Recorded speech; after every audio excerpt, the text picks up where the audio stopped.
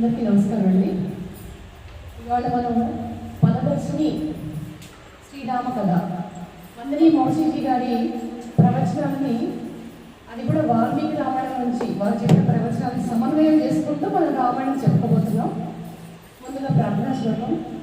శుక్లాంబరధరం విష్ణుం శశివర్ణం చతుర్భుజం ప్రసన్నవదనం ధ్యాయేత్ సర్వవిఘ్నోపశాంతయే.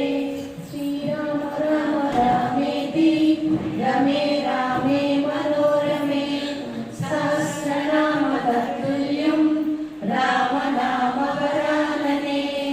ఆపదామహర్తారం దాతారం సర్వసంపదాం లోకాభిరామం శ్రీరామం భూయో భూయో నమామ్యహం. గురుర్బ్రహ్మా గురుర్విష్ణు గురుదేవో మహేశ్వరః గురు సాక్షాత్ పరబ్రహ్మ తస్మై శ్రీ గురవే నమః.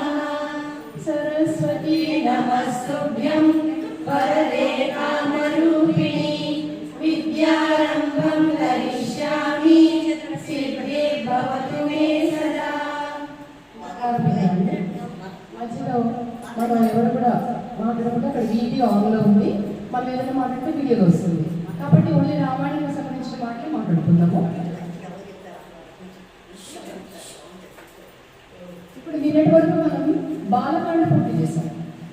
బాలకాండలో మనకందరికీ తెలిసిందే అక్కడ సీతా కళ్యాణంతో సమాప్తమైంది.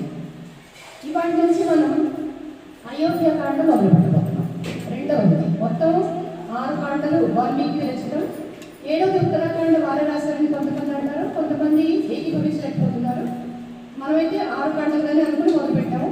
ఇది 2వ అధ్యాయం, 2వ కాండ అయోధ్య. అయోధ్యలో వీళ్ళు ప్రవేశించారు. సీత రాములు చాలా సుఖంగా ఉన్నారు. అలాగే భరతుడు శత్రుడు వాళ్ళ కూడా వివాహాలని, మాండవి శృతికీర్తి లక్ష్మణుడి భార్య ఊర్మిళ నిన్ననే చెప్పుకున్నాం మనం. ఈ విధంగా అందరూ సుఖంగా ఉన్నారు. అయితే దశరథుడు ఏం చేశాడంటే ఆలోచిస్తున్నాడు, నేను ముసలివాడు అయిపోతున్నాను, అందుకే ఈ రాజ్యము రాముడికి అప్పచెప్తే బాగుంటుంది అని. ఈ లోపల భరతుడు మేనమామ గారికి వెళ్ళిపోయాడు. ఎప్పటి నుంచో ఆయన రమ్మని అడుగుతున్నాడు. సరే, ఇప్పుడు భరతుడు శత్రుఘ్నుడితో సహా వెళ్ళిపోయాడు. అక్కడికి వెళ్ళిపోయిన తర్వాత ఇప్పుడు దశరథుల వారికి ఏంటంటే ఎందుకు ఆయన ఒక చింత పట్టుకుంది. నేను వృద్ధుడు అయిపోతున్నాను, రాజ్యాన్ని సరైన వాడి చేతిలో పెట్టాలి, అందుకు రాముడు ఒక్కడే తగినవాడు అని ఆయన ఏం చేశాడంటే ఆలోచించాడు. భరతుడు లేడు కాబట్టి ఇది సరైన సమయం అనుకున్నాడు. అది ఆయన ఎందుకు అలా భావించాడో మనకు తెలియదు, తర్వాత తెలుస్తుంది. భరతుడు ఉండగా ఆయన పట్టాభిషేకం అని అనుకోలేదు. భరతుడు వెళ్ళిపోయాక ఆయనకు ఆలోచన వచ్చింది అంటే ఆయన ఏదో మనసులో ఉంచుకున్నాడో అనుకోవాల్సి వస్తుంది. అందుకని ఆయన అందరినీ, ప్రజలందరినీ కూడా వాళ్ళందరి అభిప్రాయం సేకరించాలనుకున్నాడు. అనుకుని ప్రముఖులందరినీ పిలిచాడు, బ్రాహ్మణోత్తములను పిలిచాడు, పురోహితుల్ని పిలిచాడు, ఇంకా సామంతరాజులందరినీ కూడా పిలిపించాడు. ఎందుకంటే ఇక్కడ మనం తెలుసుకోవాల్సింది ఏంటంటే రాజు ఏకాభిప్రాయంగా తన వంశంలో వాడికి రాజ్యం కట్టబెట్టాలి అని అనుకోవడం లేదు. ప్రస్తుతం కొన్ని చోట్ల మనం చూస్తున్నాం, వాళ్ళ కొడుకులు అలా అవుతుంది, కానీ అర్హతను బట్టి కాదు. ఇక్కడ ఏం చేశాడంటే అర్హతను బట్టి నిర్ణయిస్తున్నాడు. నిజంగా రాముడు రాజు, యువరాజ్యం ముందు యువరాజ పట్టాభిషేకం చేశాక అతను కాబోయే రాజు అని అర్థం. కాబట్టి యువరాజ పట్టాభిషేకం చేసే ముందుగా ప్రజలందరూ అభిప్రాయం తీసుకోవాలి. ఒక ప్రజలు మాత్రమే కాదు, సామంతరాజు కూడా ఈయన చక్రవర్తిగా అంగీకరించాలి. ఇంత ఉంది. అందుకని అందరి అభిప్రాయం కోసం ఆయన దేశ విదేశాలకు అందరినీ కూడా కబురు చేశాడు. సామంతరాజులందరూ వచ్చారు. ఇక్కడ ఎంత బాగా చెప్తున్నాడంటే వాళ్ళు సామంతరాజు కాబట్టి ఎట్లా పడితే అలా ట్రీట్ చేయలేదు దశరథుడు. వాళ్ళకు తగిన గౌరవాలు, వాళ్ళు విడిది చేయడానికి వాళ్ళకి చక్కటి సదుపాయాలు అన్నీ అమర్చాడు. అంత వచ్చిన వాళ్ళందరినీ చాలా ప్రత్యేకంగా పట్టించుకోవడం అనేది మనకు రామాయణంలో కనిపిస్తుంది. వచ్చిన అందరికి ఎలాంటి సేవ చేయాలి, వాళ్ళ కింద వాళ్ళ, పై వాళ్ళ, చిన్న వాళ్ళ, పెద్ద వాళ్ళని చూపించట్లేదు రామాయణం. అతి సత్కారం. అట్లాగే పుత్రకామేష్టి యాగం చేసినప్పుడు కూడా దశరథుడు ప్రతి వాళ్ళని, పల్లెటూరు వాళ్ళని, జానపదుల్ని అందరినీ పిలిపించాడు. అందరూ వచ్చిన వాళ్ళందరూ యజ్ఞం చూడడానికి, యాగం చూడడానికి వచ్చిన వాళ్ళందరినీ కూడా సమృద్ధిగా పిండి పదార్థాలు ఎవరి అభిరుచికి తగ్గట్టుగా వాళ్ళకి తయారు చేయించట. కుప్పలుగా అనరాసు. అలాగే అన్ని రకరకాల పిండి వంటలు, పాయసాలు, అన్ని రుచులు అందరికీ అందేలాగా ఏర్పాటు చేశాడు. ఎవరు విసుక్కోకుండా ప్రేమతో వడ్డించే విధంగా. వంట చేయడం ఒక ఎత్తు, వడ్డించడం ఒక ఎత్తు అంటారు మన వాళ్ళు. అది కూడా ఒక కళ కాబట్టి. సరే, దశరథుడు ఇట్లాంటి ఆతిథ్యం ఇవ్వడం ఆయనకు చాలా అలవాటు. అందరినీ పిలిచాడు, సభను ఇచ్చాడు. సభలో అందరినీ అడిగాడు, నేను వృద్ధుడైపోతున్నాను కాబట్టి యువరాజ పట్టాభిషేకం రాముడికి చేయాలని అనుకుంటున్నాను, మీ అందరి అభిప్రాయం ఏంటి? అందరూ ఏకగ్రీవంగా అంగీకరించారు. రాముడి కాలిన వారు సకల గుణాభిరాముడు, సప్పుల సప్పనుడు, ముఖ్యంగా మితభాషి, పూర్వభాషి, స్మితభాషి. నవ్వుతూ మాట్లాడతాడు, అందరినీ ముందుగా తనే పలకరిస్తూ ఉంటాడు, తక్కువ మాట్లాడతాడు.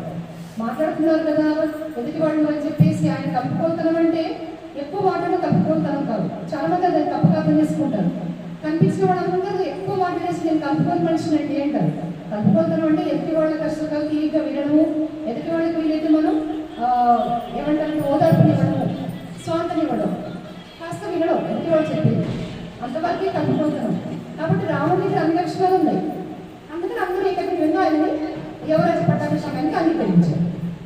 అయితే ఇంకా ఆయన ఏమన్నాడు, కొంచెం రాజు కదా, నా పరిపాలన బాగలేదా, రాముడు ఎందుకు కావాలంటున్నాడు అని అడిగాడు ఆయన. అంటే వాళ్ళకి చెప్పించాలి రాముడి గురించి. అందుకే అందరూ చెప్పారు రాముడి గురించి, రాముడే మాకు కావాలని కూడా చెప్పారు. అయిపోయింది. ఇక్కడికి ఆయన చాలా సంతోషించి వెంటనే వశిష్ఠుల వారికి చెప్పారు, కావాల్సినవన్నీ కూడా సంభారాలంటే కావాల్సిన ఏర్పాట్లు, వస్తువులన్నీ తెప్పించండి, రేపే యువరాజ పట్టాభిషేకం, రేపు పుష్యమి నక్షత్రం వస్తుంది, ఇవాళ పునర్వసు అని చెప్పాడు దశరథుడు.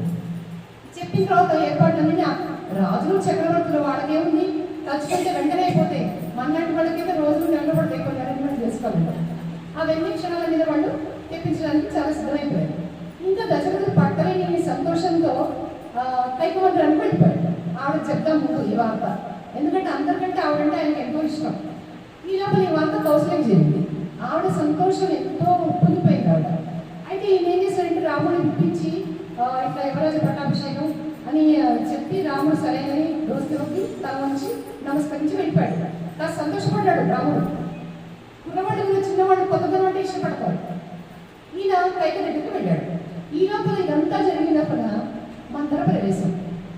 మందర ఏం చేసిందంటే కైక పుట్టింటి దాసం, పుట్టింటి నుంచి కొంతమంది దాసులు తెచ్చుకునేవాళ్ళు. పాతకాలంలో మహారాణుల వాళ్ళు చిన్నప్పటి నుంచి పెంచి పెద్ద చేసిన దాసులు వెంబడుంటే వీళ్ళకి కొంచెం బాగుంటుంది అక్కడ అత్తగారింట్లో. మందర వచ్చింది, చూస్తుంది, అందరూ అలంకరించుకున్నారు. కౌశల్య తాలూకు దాసులందరూ కూడా మంచి మంచి పట్టుబట్టలు కట్టుకున్నారు, వీళ్ళు అలంకరిస్తున్నారు, ముగ్గులు వేస్తున్నారు, రంగులు. ఆ అట్టహాసం చూసాక అందరూ ఆశ్చర్యంగా, ఏమే మీ మహారాణి పరిపాట లేదు, ఆవిడకేమి అసలే పిసినారి, కౌశల్య పిసినారి అంటుంది మందర. ఆవిడ దానధర్మాలు చేసినట్టు ప్రతి చోట రావడం మనం చెప్తుంటారు. కౌశల్యదేవి చేసిన దానధర్మాలు, ఆవిడ సత్యవ్రతం, ఎప్పుడు ఆవిడ ఏదో పూజలు వ్రతాల దీక్షలోనే ఉంటారు. అంత పతివ్రత, అంత పవిత్రమైన వ్యక్తి ఆవిడ గురించి మందరు కామెంట్ ఉంది. అల్పులు ఎప్పుడు తక్కువ రకంగానే కామెంట్ చేస్తారు, అల్పులు ఎప్పుడు కూడా తక్కువగానే ఆలోచిస్తారు వేరే వాళ్ళ గురించి. ఉన్నతంగా ఆలోచన అనేది వాళ్ళ ఆలోచన ఊహలో కూడా రాలేదు. అందుకని అదే ఏం చేస్తుంది, మీ మహారాణి ఎందుకు వెళ్ళి అంటే రాముడికి పట్టాభిషేకం కదా అని అయిపోయింది. అక్కడితో మొత్తం రామాయణం కలిగింది. ఇంకా వెంటనే పరిగెత్తుకొని కైక దగ్గరికి వెళ్ళింది. వెళ్ళి ఇంట్లో సంగతి చూసావా అంది ముందే. అది ఇంకా తెలియదా అంటే కైక పడుకున్నది కాస్త లేచి కూర్చుంది. సంతోషంతో ఉపయోగమైపోయినారు. నిజంగా అలా నారాయణుడి పట్టాభిషేకమా, ఎంత మంచి వార్త చెప్పావు నువ్వు, అది ఒక నగ కూడా తీసేసింది, ఒక విలువైన నగ. అయితే మందరు మాత్రం ఆ నగని తీసుకుని సంతోషించే పరిస్థితి లేదు. చాలా బాధలో ఉంది, కోపంలో ఉంది. ఏమంటుందంటే ఇప్పుడు కౌశల్య రాజమాత అవుతుంది, రేపు పొద్దున కౌశల్య రాజమాత అవుతుంది. నీ పరిస్థితి నేను ఎవరు లెక్క చేయరు. ఆ దశలో నీ మోహన్ చోటు ఇంకా నీకు నీ కొడుకుకి కూడా అడుపు తినడమే అవుతుంది అంటే కూడా ముందు వినదు కైక. చివరికి ఈ విధంగా చెప్పేసరికి కైకకి వెళ్ళి నిజం అనిపిస్తాయి.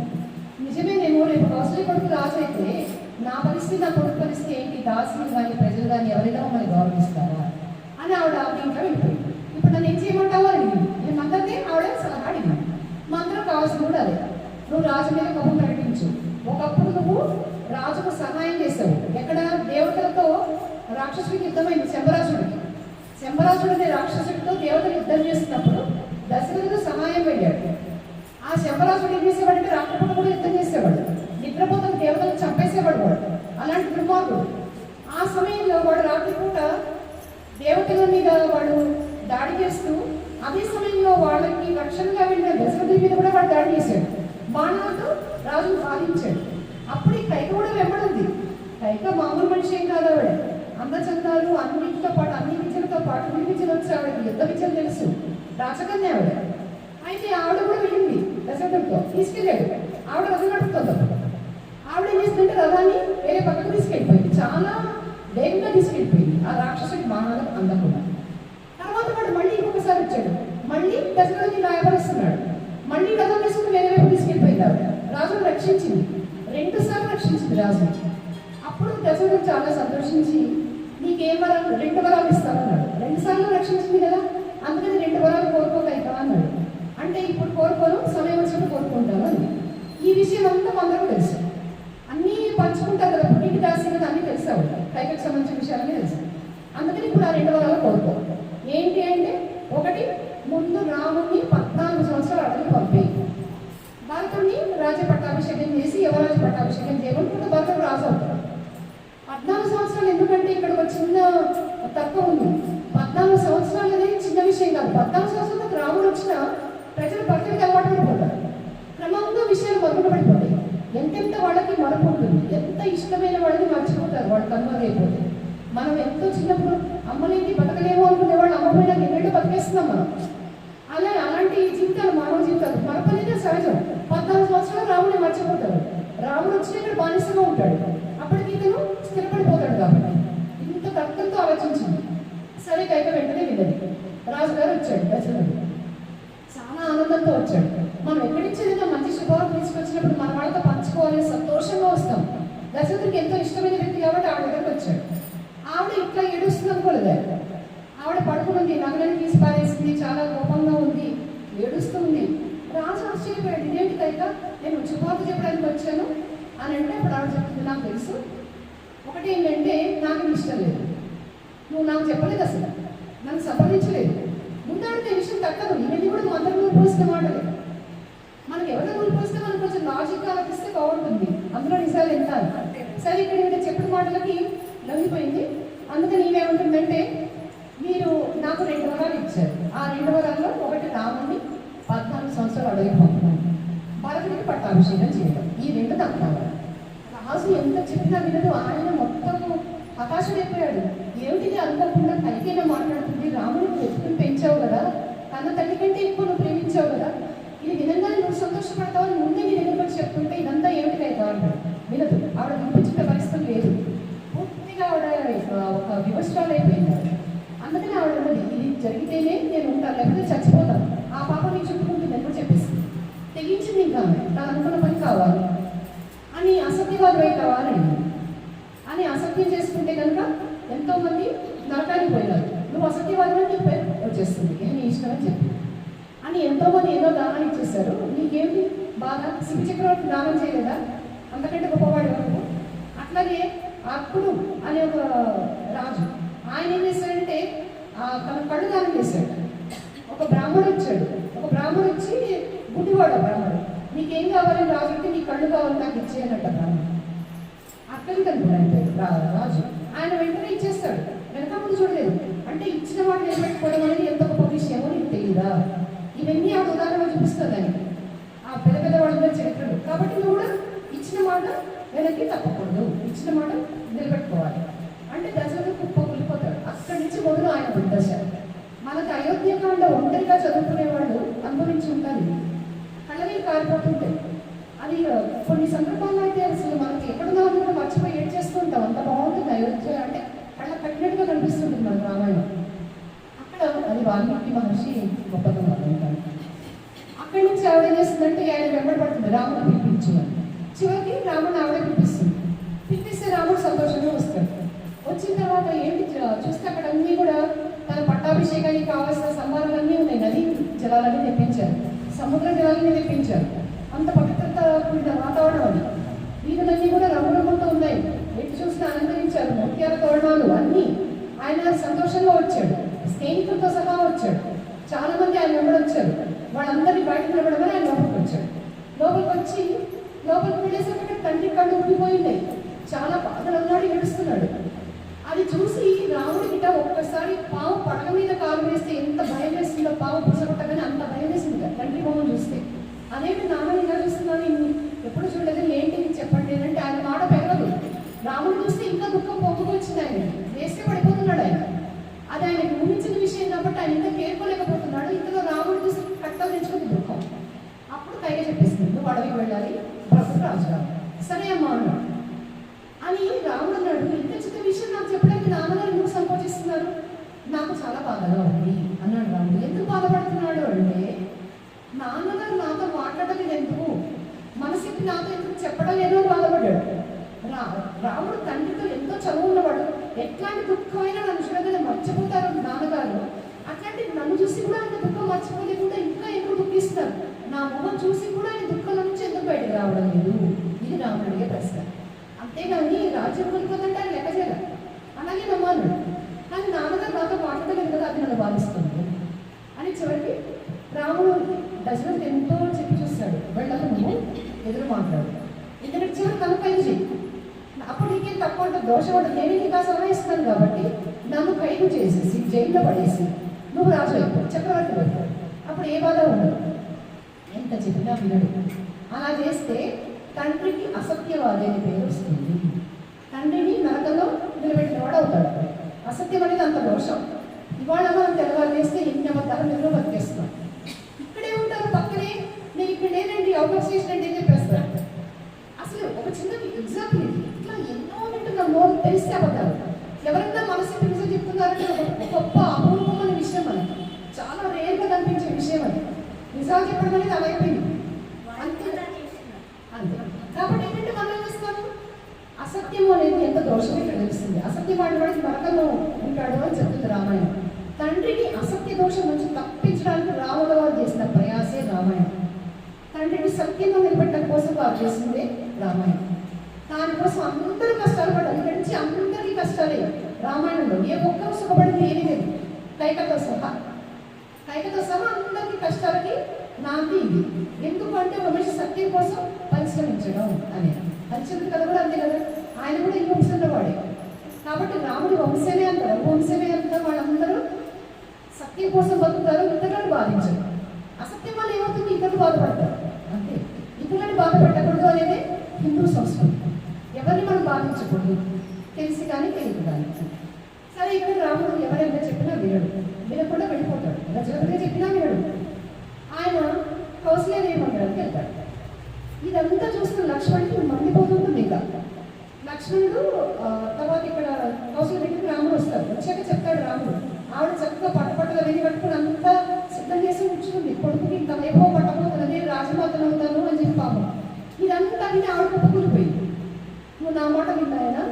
ఇక్కడ మనం తర్కంలో ఎట్లా ఉంది హేతువాదం అనేది మనం గమనించాలి.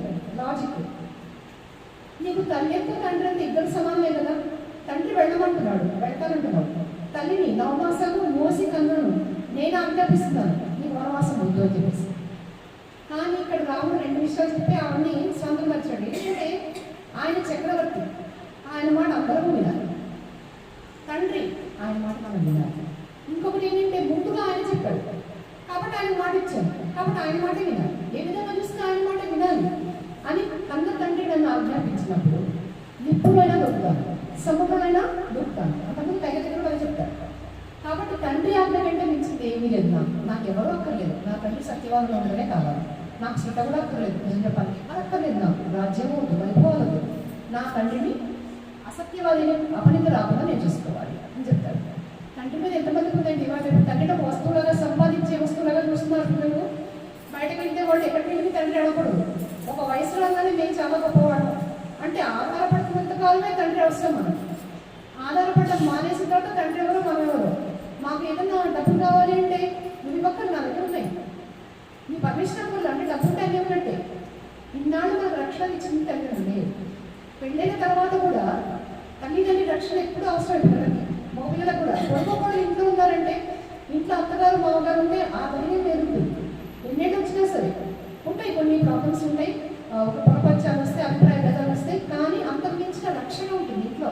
నా వాళ్ళు ఉన్నారు, నువ్వు ఇంటి ఆలస్యంగా వస్తే ఏమో ఎందుకు లేదు ఆలస్యంగా వచ్చావు అని అడిగే తల్లిదండ్రులు అత్తమావులు ఉంటారు. ఎంత వయసు వచ్చినా కానీ పెద్దవాళ్ళ రక్షణ మనకు అవసరం, వాడు పెద్ద రక్షణ మనకు అవసరం. ఇక్కడ అదంతా ఏమి మనకి ప్రస్తుతకాలంలో కనపడలేదు. కానీ రాముడు చెప్పిన వాక్యాలకి చాలా బాగుంటాయి. తండ్రి అనేవాడు అంత రక్షకుడు మనకి, అట్లాగే రాజు అనేవాడు రక్షకుడు. ఇక్కడ కౌశల్యాదేవి అంటుంది ఇంకా చివరికి సరే అయితే తన మీద తీసుకోవాలి. ఇక్కడ కౌశల్యాదేవి బాధ మనం అర్థం చేసుకుంటే స్త్రీలందరూ ఆడవాళ్ళందరూ కళ్ళని పెట్టేయాలి. అంత హృదయ విదారకంగా ఉంటుంది ఆవిడ పడే బాధ. ఆవిడ ఏమిటంటే ఇన్నేళ్లకు నన్ను మనిషిలాగా చూస్తాడు రాజు అనుకున్నాను, ఆయన ఏనాడు నన్ను మనిషిలాగా చూడలేదు, నాకు గౌరవం ఇవ్వలేదు, నన్ను చాలా నీచంగా చూశాడు.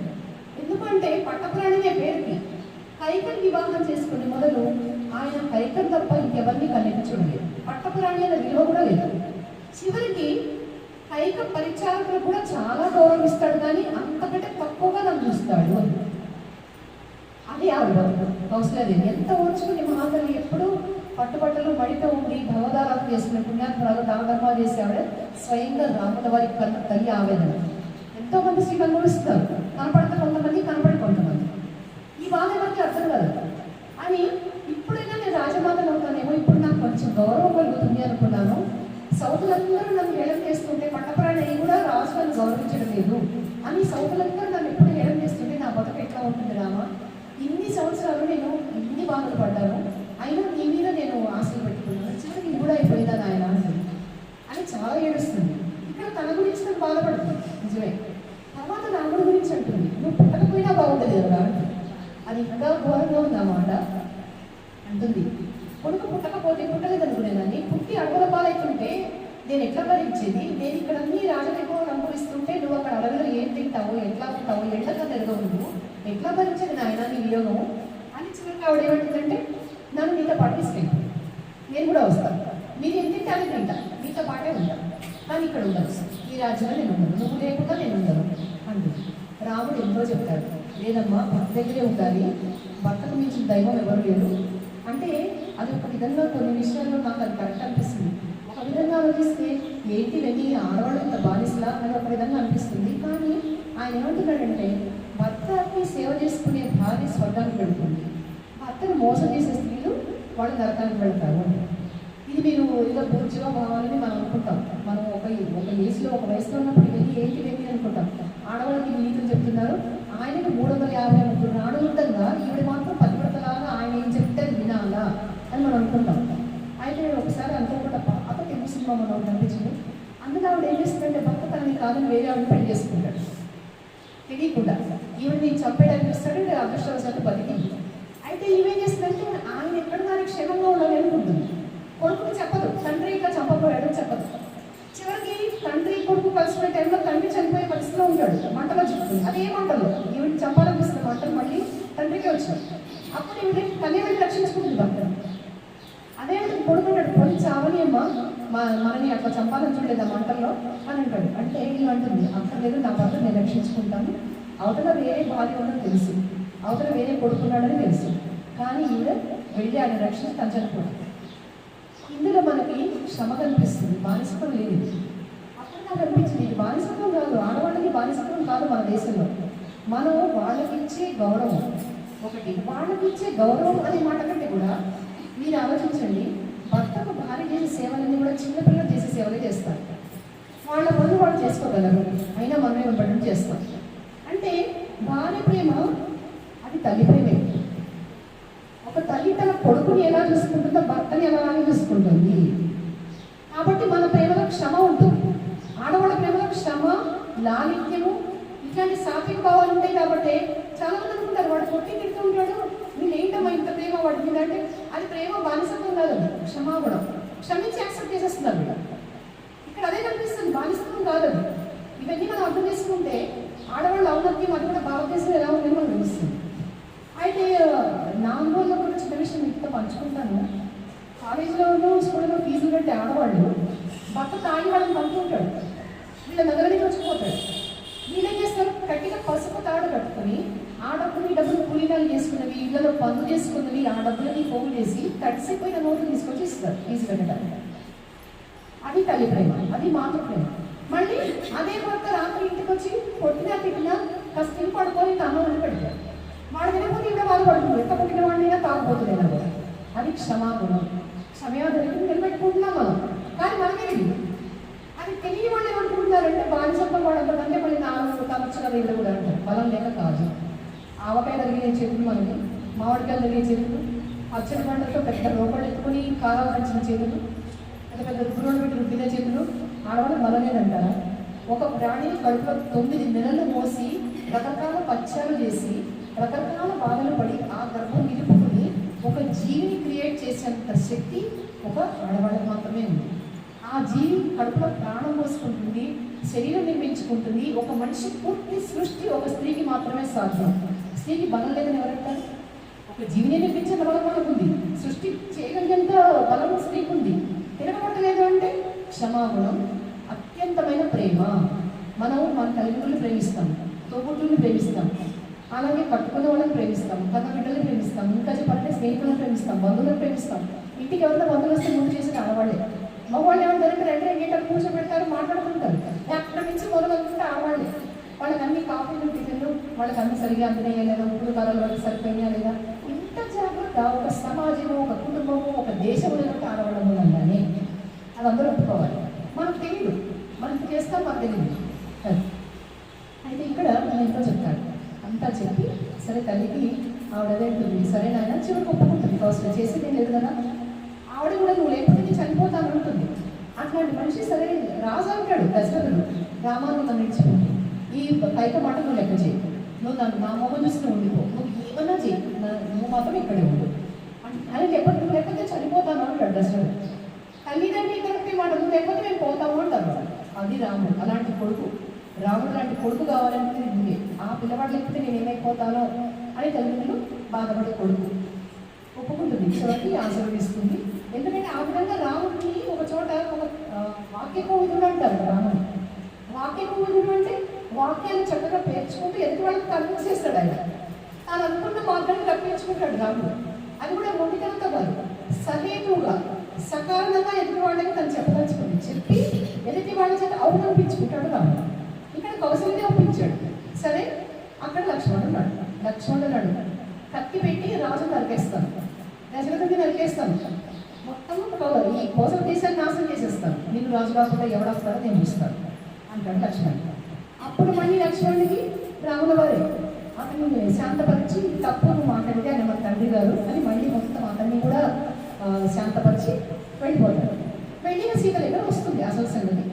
ఇంకొకటి తెలిసి తెలియని వాళ్ళు కొంతమంది ఏదో యూట్యూబ్లో నాకు అనిపించింది, అన్య మతస్థులు ఏమన్నారంటే మీ రాముడు పీకివాడు, మీ రాముడు ఏడ్చాడు. రామాయణంలో చాలాసార్లు రాముడు ఏడ్చాడు, నిజం. మీ రాముడు ఏడ్చాడు, మీ రాముడు పీకివాడు అన్నారు. ఆ మూర్ఖుడికి, నేను అమాయకులు అనుకోండి, అలాంటి అమాయకుడికి మనం చెప్పాల్సిన జాబ్ ఇక్కడ మొదలవుతుంది. రాముడు ఏడ్చాడు. ఎప్పుడు ఏడ్చాడంటే ఇప్పుడు మొదటిసారి ఏడుస్తున్నాడు. తల్లి దగ్గర బాగానే ఉన్నాడు. తల్లిని, తండ్రిని, లక్ష్మణుని అందరినీ కూడా శాంతపరిచాడు. ఇతర రాముని కూడా ఏడుస్తున్నారు. రామా నువ్వు మాకు పుత్ర సమానుడివి, నువ్వు ఉంటే మాకు ఎంతో ధైర్యం ఆయన అందరినీ ఓదార్చాడు. ఇక్కడ ఆయన ఏడ్చే సమయం వచ్చింది. సీతను కదా ఏడ్చేశాడు. ఎప్పుడు ఏడుస్తాం మనం? ఆత్మీయులను చూస్తే ఏడుస్తాం. ఆయనకు అత్యంత ఆత్మీయురాలు, మంచి స్నేహితురాలు సీత ఒకటి. రెండో కారణం ఏంటంటే అరణ్యవాసం తన తండ్రి విధించినప్పుడు తను అడవి వెళ్ళాలి, సీతను వదిలిపెట్టి వెళ్ళాల్సి వస్తుంది. సీత కోసం ఏడ్చాడు రాముడు. అంతేగాని నేను అడవి వెళ్ళాలేమో, నాకు వైభవాలు లేవని అట్లా ఏడవలేదు. లేఖితనం లేదు రాముడి దగ్గర. ఆయన రాజాదిరాజు, ఆయన స్వభావమే రాజాదిరాజు లాగా ఇవ్వడమే తెలుసు ఆయనకి, తీసుకోవడం తెలియదు, అడుక్కోవడం తెలియదు, ఒక దయాలక్ష్యం ఆయనకు తెలియదు అంతే. అలాంటి వాడు రాముడు. అలాంటి వాళ్ళకి జవాబు ఇది. తన వాళ్ళ కోసం ఏడ్చాడు రాముడు. ఇంకా ముందు ఉంటుంది. తన వాళ్ళ కోసం ఏడ్చాడు రాముడు, తన కోసం ఆయన ఏడవలేదు. తన కోసం ఏడ్చేవాడు స్వార్థపరుడు, పిరికివాడు. నాకేమవుతుందో ఏడ్చేవాడు పిరికివాడు, పనికి మాలినవాడు. ఇతరుల కోసం ఏడ్చేవాడు భగవంతుడు, విష్ణువు. ఆయన సాక్షాత్తు విష్ణుమూర్తి, దయాడు. విష్ణుమూర్తి నుంచి అంటే గొప్ప దేవుడు ఎవరున్నారు అంటే ఎవరైనా ఏ రూపమైన దేవుడు ఒకడే, శివుడు కానీ విష్ణుమూర్తి. ఎక్కడ ఎవరికి ఆపదంతో ముందు పరిగెత్తుకొస్తాడు. సిరిగిని చెప్పడని ఎవరికి చెప్పకుండా ఒక ఆత్మనాథ వినడానికి పరిగెత్తుకొచ్చింది ఆయనే. అందుకని ఆయన ప్రేమతత్వం, ఆయన భగవంతుడే ప్రేమతత్వం. అట్లాంటిది రాముడు ఇతరుల కోసం బాధపడతాడంటే అతిశక్తి కాదు కదా. అప్పుడు సీత కంగారు పడిపోయింది ఆవిడ. ఏం జరిగిందంటే ఇది సంగతి. అప్పుడు ఆవిడ ఏంటంటే అందరూ బాధపడింది, నేను కూడా వస్తే బాధపోదాం. అంతేగాని ఇక్కడ రాజ్యము అయ్యో నేను మహారాణి అంతా ఆవిడ ఏమో లేదు అసలు, ఆ మాట ఏం లేదు అని ఒకటి వెళ్ళేంత బాగా నేను కూడా వస్తానంటే ఇప్పుడు రాముడికి ప్రాబ్లం మొదలైంది. ఆవిడ తీసుకెళ్ళడం ఆయనకి ఇష్టం లేదు. ఎందుకంటే ఆవిడ చాలా కష్టాలు పడాల్సి వస్తుంది. ఆవిడ చాలా సుకుమారి, యువరాణి.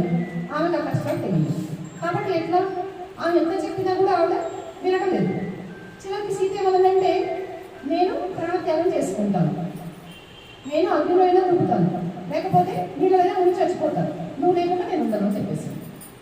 ఇది మూడోవాడు, రాముడి కోసం అని అన్నవాడు. తల్లి తండ్రి భార్య అందరూ ఆయన లేకపోతే ఉండలేని వాడే. అంత ప్రేమ మూర్తి ఏం కదా మనం అర్థం చేసుకోవాలి. అయిన తర్వాత సరే రాముడు చివరికి ఒప్పుకుంటాడు. చివరి అస్త్రంగా ఆవిడ ఏమన్నదంటే, మా నాన్న నువ్వేదో పెద్ద వీరుడు అనుకుని నీకు చేశాడు, నువ్వు ఒక ఆడవాళ్ళతో సమానం ఇస్తుంది. ఇక్కడ మనం గమనించాల్సింది ఏంటంటే, సీత బానిస కాదు రాముడికి.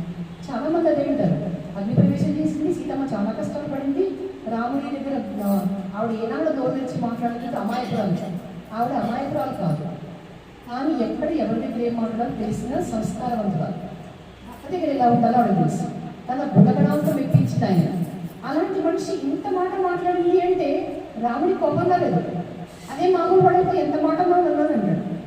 అలాంటిది రాముడు ఆ మాటకి అర్థమైంది ఆయన, ఈవిడికి ఎంత ప్రేమ ఉంది నా మీద, నన్ను విడిచి ఉండలేక ఇలాంటి మాటలు అంటాను. ఇంత పరుషమైన మాటలు పడ్డాడు ఆయన, ప్రేమ కోసం భరించాడు. అప్పుడు సీతను తీసుకొని ఇలా బయటకు వస్తే అక్కడ లక్ష్మణుడు ఉన్నాడు. నేను కూడా వస్తున్నాను అన్నాడు. అంటే నువ్వు వద్దు, నువ్వు ఇక్కడ నుంచి రాముడి ఆవేదన లోపల ఆయన ఎందుకు బాధపడుతున్నాడో నాకు తెలుస్తుంది. ఆయన కౌశల్యదేవి కోసం చాలా బాధపడుతున్నాడు. అమ్మ పరిస్థితి ఏంటి, నేను వెళ్ళిపోతే వృద్ధురాలు, పైగా రాజు సంగతి తెలుసు, చైత సంగతి రాముడికి బాగా తెలుసు. కాబట్టి మా అమ్మ పరిస్థితి ఏంటి, మా అమ్మని ఎవరు చూసుకోవాలి ఇక్కడ. అందుకే సీత అడుగుతాడు, నువ్వు మా అమ్మకి సేవ చేస్తుంటూ మా అమ్మని బాగా చూసుకో ఇక్కడ ఉంది అంటే. సీత ఆవేశం ఏమంటుందంటే, మీ అమ్మ నువ్వు చూసుకో, నీ పక్కన నేను ఉంటా కావాలంటే. ఆవిడ ఆవేశం అంటే ఆ సమయంలో ఈ విషయాలన్నింటినీ కూడా ఆవిడ ఒక్కటేసారి వినేసరికి ఆవిడ కూడా కొంచెం ఆవేశంతో మాట్లాడింది సీతమ్మ. ఇక్కడ లక్ష్మణుడు అడుగుతాడు, నువ్వు అమ్మని చూసుకో, మన అమ్మలందరినీ కూడా జాగ్రత్తగా చూసుకో.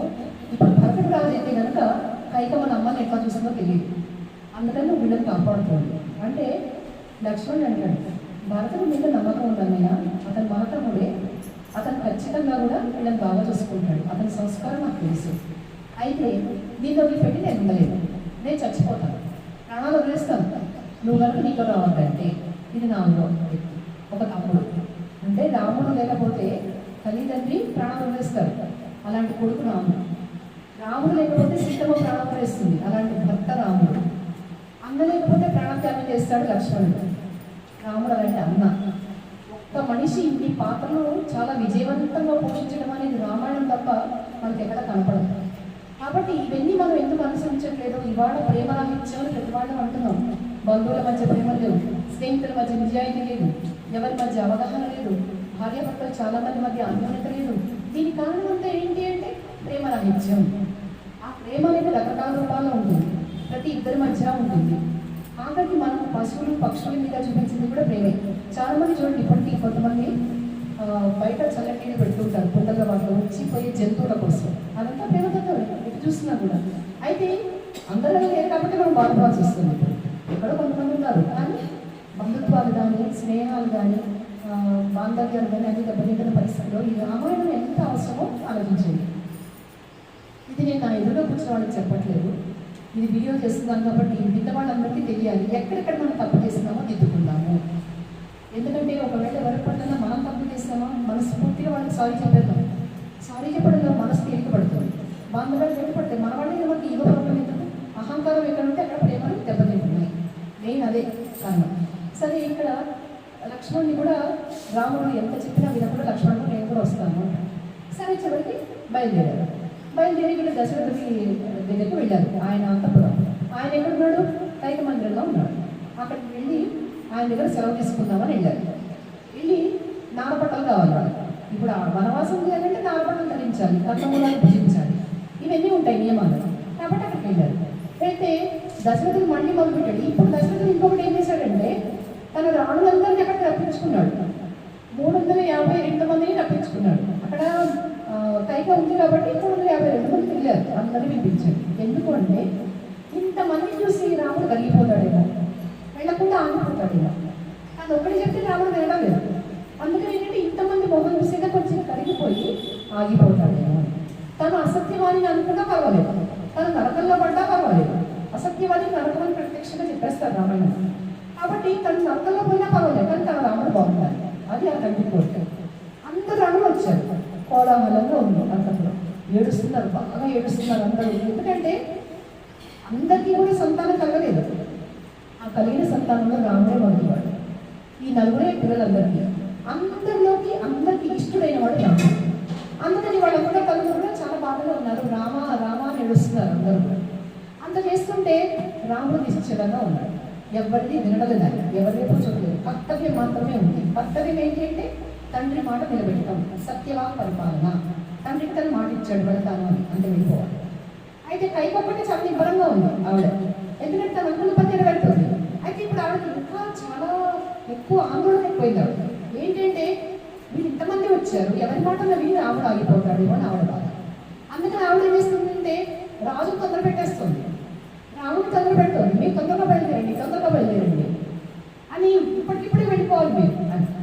దశరథుడు అంటాడు, సరే ఒక్క రోజైనా ఉండండి, ఇవాళ రాత్రికి నాకు అడుగులో ఉండు, నేను చూస్తాను, అలాగా చూసుకుంటా, రేపు పెడుతురు కానీ అని చెప్తాడు. కైకొప్పుకోడు. రాముడు అంటాడు, నేను తొందరగా వెళ్ళిపోతేనే కైకమ్మకు బాగుంటుంది, ఆవిడ కోరుకునేది అదే కదా, అప్పుడు మీరందరూ బాగుంటారు, ఆవిడ బాధించడానికి నేను ఇప్పుడే వెళ్ళిపోతాను, నారబట్టలు తెప్పించండి అని ఆయన అన్నాడో లేదో కైక సిద్ధం చేసేసింది నారబట్టలు. అందరికీ 2 జతలు పంపించింది. లక్ష్మణుడికి కూడా, లక్ష్మణుడికి వనవాసం లేదు పాపం, ఆయన కూడా ఇచ్చారు. సీతమ్మకి ఇస్తే అక్కడ బాధ కలిగించే అంశం ఏంటంటే సీత చిన్నపిల్ల, ఆవిడ ఎంతసేపు అంతపురాలు తప్ప ఆవిడకి ఏమి తెలియదు. అక్కడ యువరాణి, ఇక్కడ యువరాణి, ఇప్పుడు ఇక్కడ కాబోయే మహారాణి, ఆమె ఎంతకం లేదు. అట్లాంటి నారబట్టలు సరిచిపోయిందిట. ఇలా ఉంటాయి ఆ నారబట్టలు, అవి ఋష్యాశ్రమంలో వాళ్ళు కట్టుకునేది అని, నువ్వు ఎలా కట్టుకోవాలి అని అడిగిందిట. అంటే రాముడు చెప్పాడు, ఇలా కట్టుకోవాలి అని. ఆవిడ కట్టుకున్న చీర మీద పట్టు చీర కట్టుకుంది ఆవిడ, చూపించాట. అందరూ ఏడ్చారు ఆ సీన్ చూసి. ఇంత అమాయకంగా పిల్లలు వాళ్ళు పడి, చిన్నపిల్లలు వాళ్ళు అని ఇంత బాధపడుతున్నారు. ఈయన తిట్టాక అందరూ. దశరథుడు అన్నాడు, నువ్వు నరకానికి పోతావు కైక, ఇంత బాధపడుతున్నావు, అమ్మాయిని ఏం చేసింది సీత, తనకెప్పుడు నారబట్టలు ఇవన్నీ అందరూ తిట్ట మొదలుపెట్టాక మంత్రులు వాళ్ళందరూ కూడా. చివరికి సుమంతుడు మొదలుపెట్టాడు. అక్కడ సుమంతుడు గురించి 2 విషయాలు ఇచ్చారు. మరి ఇద్దరు వేరే మనుషులు మనకు తెలియదు. ఈయనకి 8 మంది ప్రధానమంత్రులు ఉంటారు దశరథుడికి. ఆ 8 మంది కూడా నిష్పక్షపాతంగా దేశాన్ని పరిపాలిస్తారు. రాజుకి ఎట్లాంటి సలహాలైనా వాళ్ళు ఇస్తారు, మంచి సలహాలు. రాజు వాళ్ళని సంప్రదించకుండా ఏమీ చేయడు, మంత్రివర్గంతో సంప్రదించాకనే రాజు ఏమైనా చేస్తుంటాడు. అలాంటి వాళ్ళని 8వ వాడు సుమంతుడు. ఇక్కడేమో సూతుడు కూడా ఇచ్చాడు, అంటే రథంలో ఉంటుంటాడు ఆయన. ఇప్పుడు ఈయన వచ్చి కైకని ఇష్టం వచ్చినట్టు ఆయన తోలాడాడు. ఇలా కైక నువ్వు ఎవరైతే చెప్పినా వినడలేదు. పైగా ఇంకొకటి ఏంటంటే ఈ మాట అంటాడు దశరథుడు, రాముని అలా పంపకండి, వాడికి సరే పంపించారు, వాడిని అడవికి వెళ్తానంటున్నాడు, నన్ను ఏదో చేయడానికి ఉద్ధరించడానికి పంపించండి. కానీ ఇక్కడ వాడికి ఎవరెవరైతే ఇష్టమైన స్నేహితులు ఉన్నారో, ఇష్టమైన బంధువులు ఉన్నారు, అట్లాగే పురప్రజలు. ఇప్పుడు వీధిలో తిరిగి వస్తుంటాడు రాముడు, అందరినీ పలకరిస్తూ ఉంటాడు. ప్రజలు ఎట్లా ఉన్నారో క్షేమం తెలుసుకుంటుంటాడు, ప్రతి ఒక్కరిని పలకరిస్తాడు. ఆ పలకరించేటప్పుడు రాముడు ఏం చేస్తాడంటే ఎవరి వర్ణానికి, ఎవరి వర్ణం అంటే ఏంటంటే ఎవరు చేసే పనులు వాళ్ళకు ఉంటాయి కదా, ఆ పనులకు తగ్గట్టుగా పలకరిస్తాడు. నీ పనులు బాగా సాగుతున్నాయా, అన్ని సౌకర్యాలు ఉన్నాయా అని ఎవరికి కావాల్సిన విధంగా వాళ్ళని చక్కగా సంతోషంగా పలికించి అందరినీ సంతోషపెడతాడు రాముడు. ఆ స్థాయికి తగ్గట్టుగా పలకరిస్తాడు. అందుకని రాముడికి ఇష్టమైన వాళ్ళందరినీ కూడా తీసుకెళ్ళమనండి అడవులకు. అట్లాగే వజ్రాలు, వైడూర్యాలు, మంచి మంచి పట్టుబట్టలు అవన్నీ తీసుకెళ్ళమనండి. అక్కడ అడవిలో వాటి సుఖంగా ఉండమనండి. ఇక్కడ భరతుడు రాజ్యం చేసుకుంటాడు అని చెప్పాడు దశరథుడు. ఆయన 2 పిల్లలు ఇష్టమే కదా. ఆ మాటకి కైక తోక దొక్కి తాసులాగా చేసింది.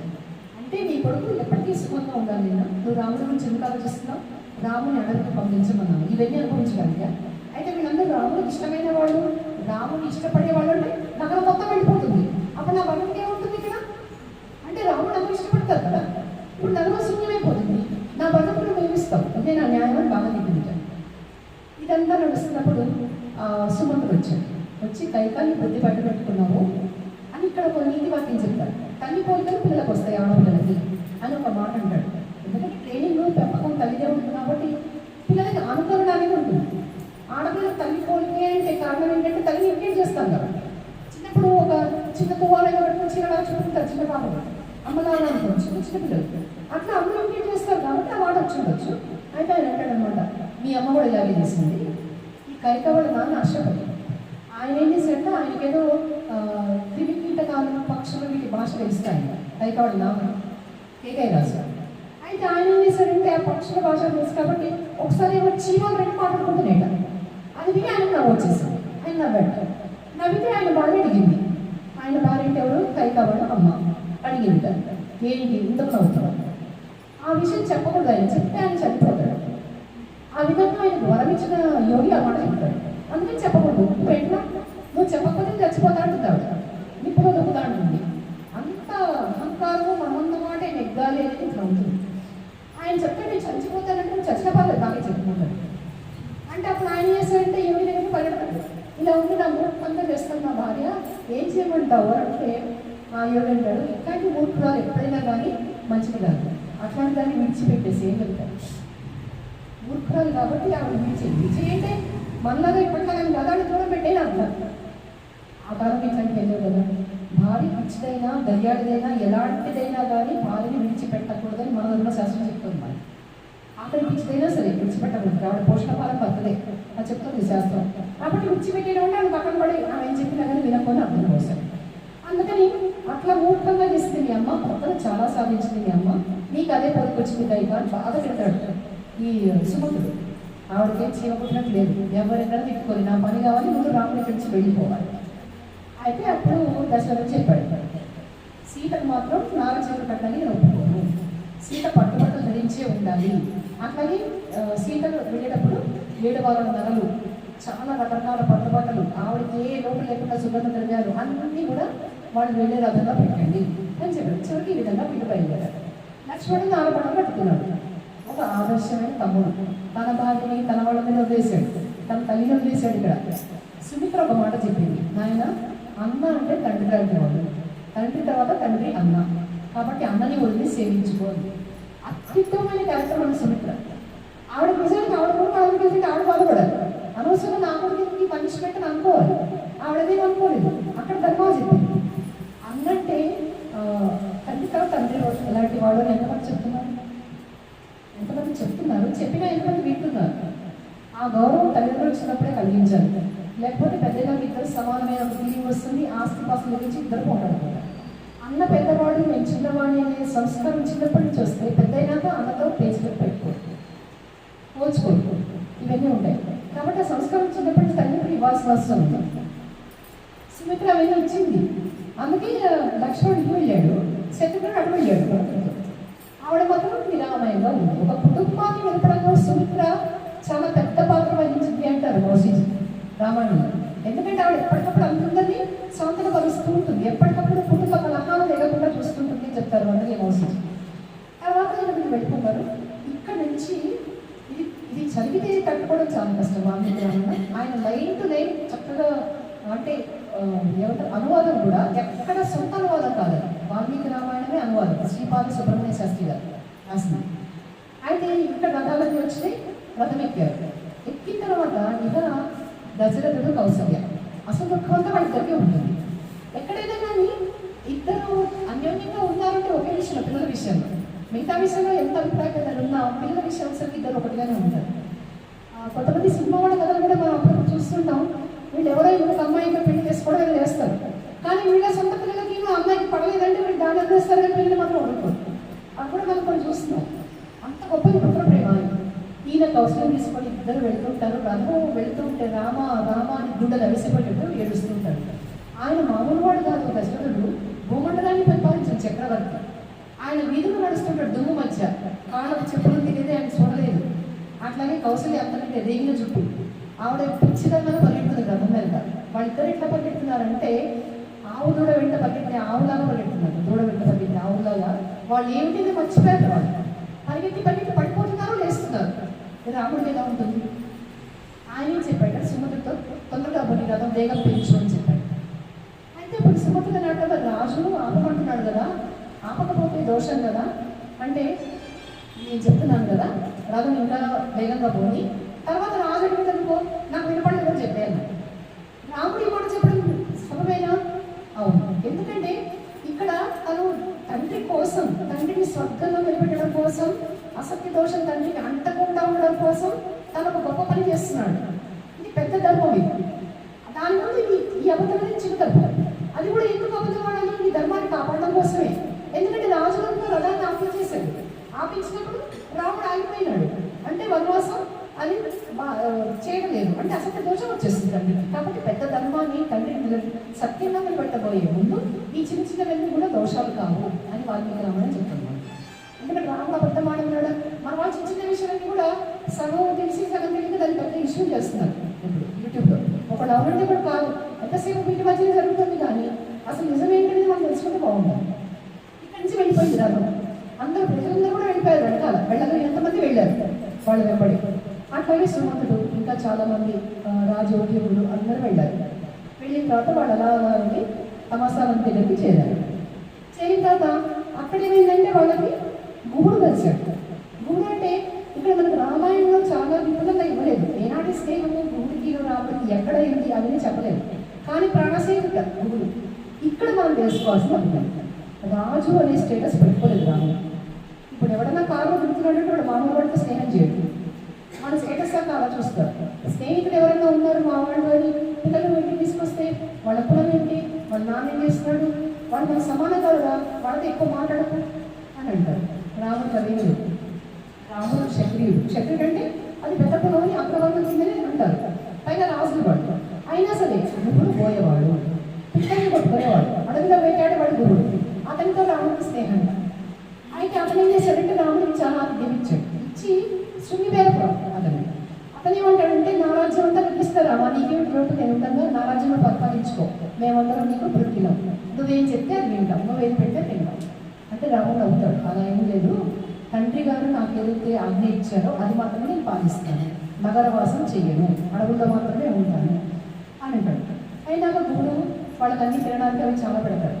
అంటాడు మేమేం పుచ్చుకోం, ఎందుకంటే నగరంలో తినకూడదు, ఇంకా వనాలకు ఉంటే వనంలో తినగానే ఏదైనా తినడం లేదు. ఇక్కడ మేమేం తీసుకొని కొంచెం గంగాజలం తాగుతాడు. అతను తాగిన తర్వాత ఆయన తాగిన తర్వాత సీత తాగుతాం, ఆమె తింటాం, లక్ష్మణ్ పుచ్చుకున్నాడు. అంతే, అక్కడికి అయిపోయింది వాళ్ళ భోజనం. అయితే ఆయన ఏమంటాడంటే గుర్రాలకి వాటికి మేత బాగా పెట్టాడు. ఇది రాజుగారి గుర్రాలు అంటే దశరథుడి గుర్రాలు కాబట్టి వాటిని మేపాల్సింది, వాటికి పిండి పెట్టాల్సిన బాధ్యత మీ మీద ఉంది, ఈ రాజ్య పౌరుడి మీద అని చెప్పి ప్రతి చోట ధర్మం అలా ఉంది. అయితే రాముడు ఇంకొకటి కూడా చేస్తాడు. బయలుదేరే ముందు కౌశల్య అంటుంది రామాయణ కూర్చో భోజనం చేద్దాం కానీ అంటుంది. ఈ దుర్వార్త చెప్పడానికి వెళ్తాడు రాముడు. అంటే అంటాడమ్మా నేను ఇక్కడ కూర్చోకూడదు, ఈ ఆసనాలు కూడా కూర్చోకూడదు, నేను ఇప్పుడు భోజనం కూడా చేయకూడదు, ఈ కందమూలాలు తినాలి, నాకు ఇవాళ నుంచి వనవాసం విధించాడు తండ్రి గారు, కాబట్టి నేను ఈ రాజ్యానికి సంబంధించినవి నేను అనుభవించకూడదు, నేను ఒక తపాస్త మీద కూర్చోవాలి, అన్నమూలాలే పూజించాలి, కాబట్టి ఇంకా నీ ఇంట్లో భోజనం చేయలేనమ్మా అని చెప్తాడు. వాళ్ళు అక్కడి నుంచి మొదలు ఆయన అనుసరించడం. ఇక్కడ గురువు దగ్గర కూడా అంతే. ఒకరోజు రాత్రి ఉన్నారు, అయిన తర్వాత ఈయనేం చెప్తారంటే ఈ ప్రజలందరూ కూడా నన్ను చూస్తే వీళ్ళు ఆగలేదు, నా వెనకాలే వచ్చేస్తారు, గంగాధర దాటి వెళ్ళిపోతాను, గంగా దాటి వెళ్ళిపోయినాక ఇక మేము ప్రయాణం చేసి వెళ్ళిపోతాము, ఈ పౌరులందరూ వెనక్కి వెళ్ళిపోవాలి, అయోధ్యకు వెళ్ళిపోవాలి, లేకపోతే వాళ్ళ భార్య పిల్లలు వాళ్ళ కుటుంబాలు అవన్నీ ఏమవుతాయి. కాబట్టి నువ్వేం చేస్తావంటే రథం కొంతమంది తీసుకెళ్ళి మమ్మల్ని వదిలేసి వీళ్ళు ఆ రథం జాడలు పట్టుకొని మేము అటే వెళ్ళామనుకుంటారు, తర్వాత వాళ్ళకి జాడలు కనపడదు, మేము గంగా దాటి వెళ్ళిపోతాం, అప్పుడు వీళ్ళు వెనక్కి వెళ్ళిపోతారు అని చెప్తారు. సరిగ్గానే జరుగుతుంది. సరే గోడు కూడా వెళ్ళి గంగా దాటించడానికి కావలసినవన్నీ సదుపాయాలు చేస్తాడు. ఆ నావలో మళ్ళీ సీతమ్మ తెచ్చుకున్న బట్టలు, వీళ్ళ అస్త్రాలు, వీళ్ళ ఆయుధాలు, సీతమ్మ నగలు అన్ని మూటలు పెట్టి అందులో పెడతారు. పెట్టి అక్కడ వెళ్ళిపోయారు. వెళ్ళిపోయిన తర్వాత దారిలో సీతాదేవి ఏమేమి మొక్కలు మొక్కుతుంది అని మనము ఈ మొక్కుల గురించి ఆలోచించినప్పుడు వాళ్ళు మనకు నచ్చినట్టు ఎందుకు ఉండాలండి. రామాయణం జరిగినట్టు రాశాడు కానీ మన కోసం ఆయన రాయలేదు. అక్కడ ఏం జరిగింది అనేది వాళ్ళు మనసు రాశారు, అంతేగాని మనం మెచ్చుకోవాలి, మనకు నచ్చినట్టు రాముడు ఉండాలని మనం ఎందుకు అనుకోవాలి. రాముడు చూపించిన మార్గం మనం అనుసరించి తీరాలి. వాళ్ళు ఏం తిన్నారు ఏం తాగారు అంటే ఇంకా నేను. అయితే అక్కడ సీతం ఏం మొక్కుతుంది అంటే గంగాదేవికి మాంసపు అన్నం సమర్పిస్తాను, 1000 కుండలు సుర అంటే మద్యం అనమాట, అవన్నీ సమర్పిస్తాను అని మొక్కుతుంది. వాళ్ళు క్షత్రియులు, వాళ్ళకి అన్ని ఉందేమో ఆచారం, అందుకని ఆవిడ మొక్కుతుంది. దాని గురించి యూట్యూబ్లో కొన్ని పిచ్చి కామెంట్స్ వచ్చాయి. ఎవరి వంశాచారం వాళ్ళు పాటించే కాలం అది త్రేతాయుగం. త్రేతాయుగంలో ప్రతి ఒక్కరు తన ధర్మం పాటించాలి. అందులో రామాయణంలో రాముడు సీత అసలు వాళ్ళ వంశము ఎక్కడ తప్పు చేయలేదు. తప్పు చేసిన వాళ్ళకి శిక్ష తప్పదని పడింది. అది కైకేయి కావచ్చు, దశరథుడికి కావచ్చు, ఎవరికైనా తప్పు చేసిన వాడికి శిక్ష పడింది. అది కూడా రామాయణం చూపిస్తుంది. కాబట్టి మనకి తిరిగి విషయాల గురించి అనవసరంగా కామెంట్స్ చేయడానికి లేదు. ఆవిడ ఎవరిని మొక్కుకుంది. అయితే సీత మొక్కుకునే మొక్కులు. సరే తర్వాత గంగా నది అవి దాటిన తర్వాత కూడా వాళ్ళు మళ్ళీ సరయు యమునా నది కూడా దాటుతారు. యమునా నది నుంచి కూడా వాళ్ళు ప్రయాణం చేసి వెళ్ళి భరద్వాజ ఆశ్రమము, తర్వాత వాళ్ళు వాల్మీకి మహర్షిని కూడా దర్శించాలని ఉంటుంది ఇప్పుడు. అంటే వాల్మీకి ఇదంతా రామాయణం జరగబోతుంది తెలియకముందు పూర్వాశ్రమం అని అనుకోవాలి వాళ్ళు. అదంతా అయిన తర్వాత వాళ్ళు అడుగుతారు ఎక్కడ ఉండాలి మేము ఏంటి అంటే, చిత్రకూట పర్వతం చాలా అందంగా ఉంటుంది అక్కడ ఉండండి మీరు అని చెప్తాడు భరద్వాజ ఋషి. సరే వాళ్ళు చిత్రకూట పర్వతం అక్కడికి వెళ్ళి అక్కడ ఆశ్రమం నిర్మించుకుంటారు. లక్ష్మణుడు ఆశ్రమం చక్కటి ఆశ్రమం నిర్మిస్తాడు. అక్కడ పిక్కలు, అక్కడ జంతువులు, పువ్వులు, తోటలు అన్నీ చాలా ఆహ్లాదకరంగా వర్ణించారు మహర్షి. అయితే ఇక్కడ ఇలా ఉంటుంది. ఇంకొకటి ఏంటంటే ఈ లోపల అక్కడే జరిగింది మనకి అయోధ్యలో. సుమంతుడు వెళ్ళిపోయాడు. సుమంతుడు వెళ్ళగానే ఇక్కడ అందరూ ఏదో చూస్తుంటారు అనమాట. సుమంతుడు ఒకవేళ రాముడి మనసు మార్చి వెంబడి తీసుకొచ్చాడా. ఈ లోపల సుమంతుడు వెళ్ళేటప్పుడు తెల్లవారి వీళ్ళందరూ చూసుకుంటారు, రాజోద్యోగులు వాళ్ళందరూ రాముడి రథం ఇక్కడ కనిపిస్తున్నాయి అని ఆ బుద్ధులే పెడతారు. వెళ్ళి వాళ్ళ తర్వాత కనపడదు ఆ బుద్ధుడు. మళ్ళీ తిరిగి ఎట్టుకోవాలని చెప్పి సరే రాజ్యానికి వెళ్ళిపోతారు. రాముడు అర్థమే జరిగింది. ఆయన వాళ్ళు అంచనా వేశాడు ఆయన సరిగ్గా.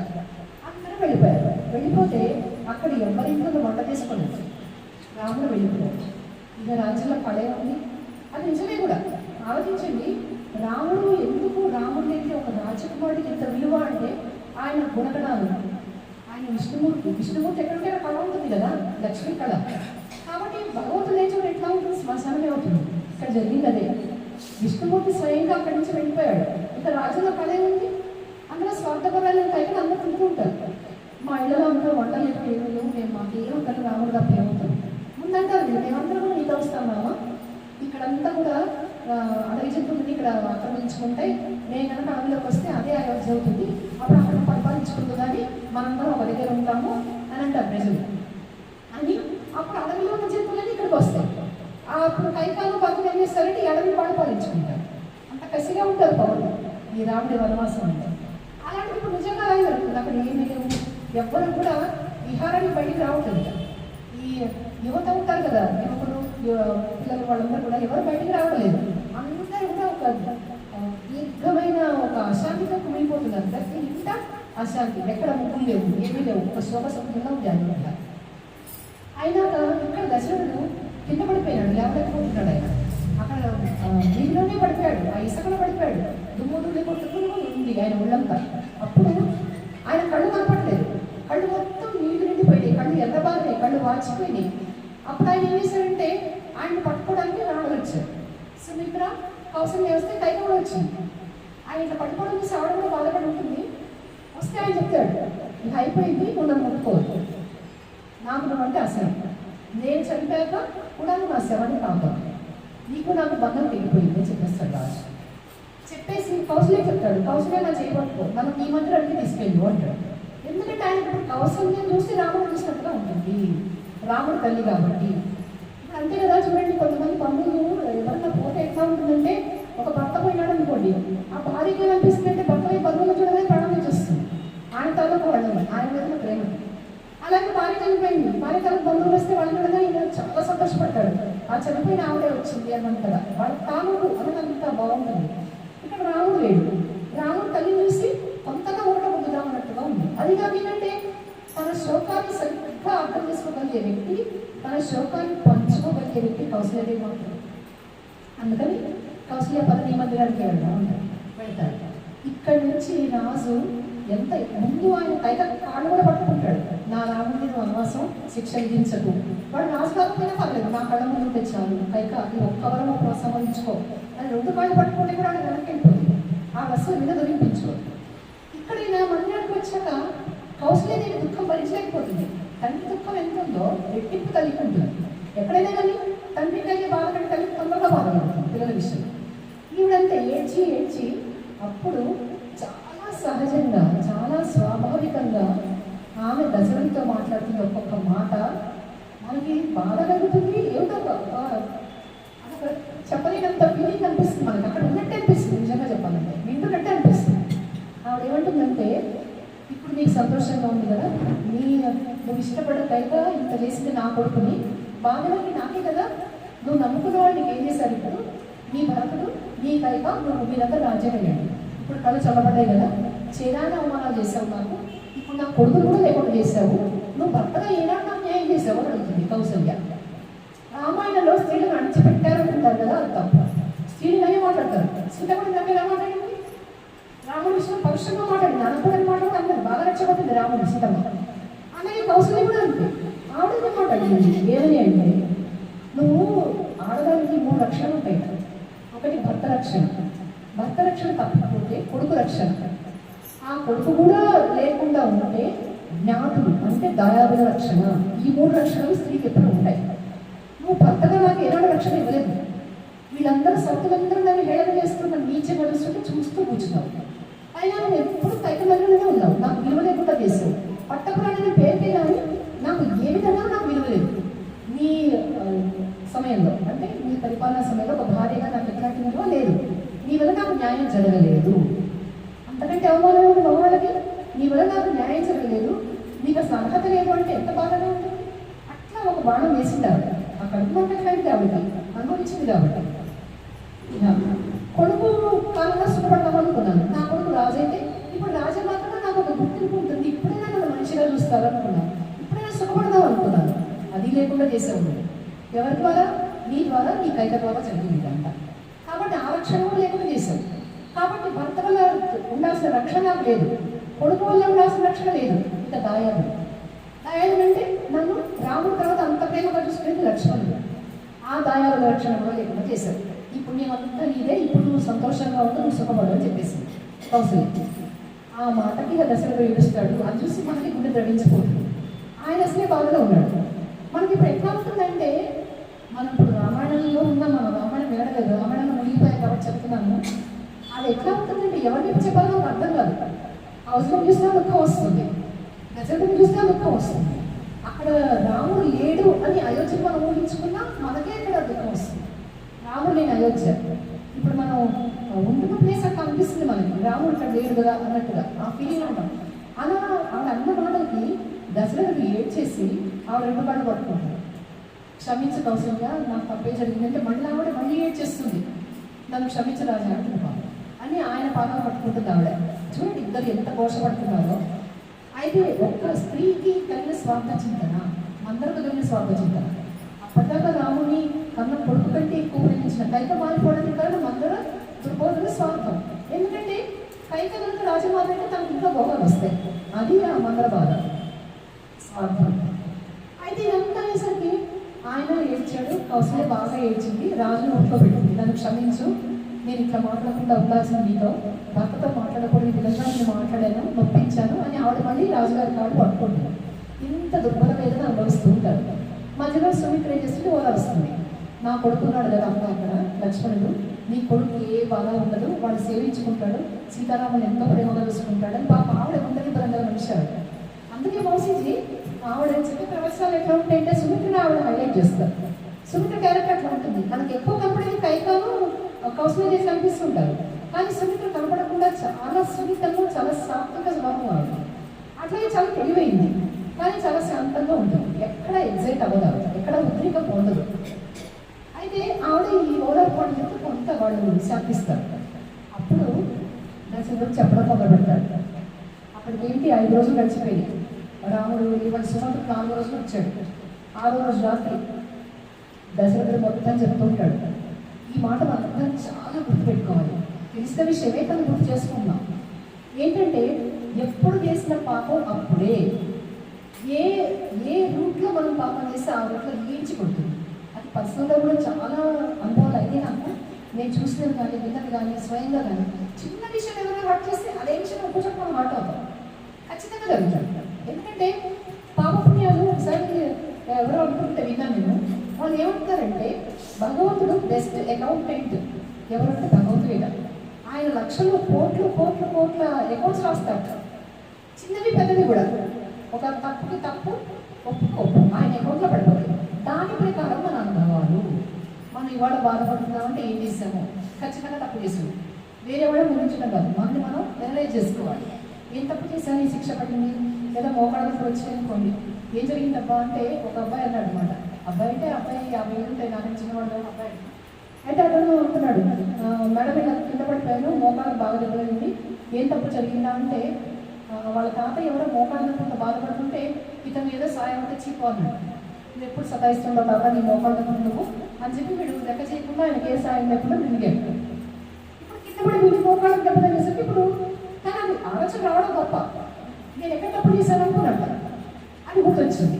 తాతకి మనం మోకాళ్ళ విషయంలో ఎట్లయితే విసుక్కున్నామో ఈ మోకాళ్ళు నాకు వచ్చినాయి కదా అనుకున్నాడు. అది మంచిగా అనిపించింది, చిన్నవాడే కదా అని. వెంటనే మనకు ఒక పని ఒక చెడు జరిగింది అంటే ఏం చేస్తామో మనమే మనం అనుకోవాలి.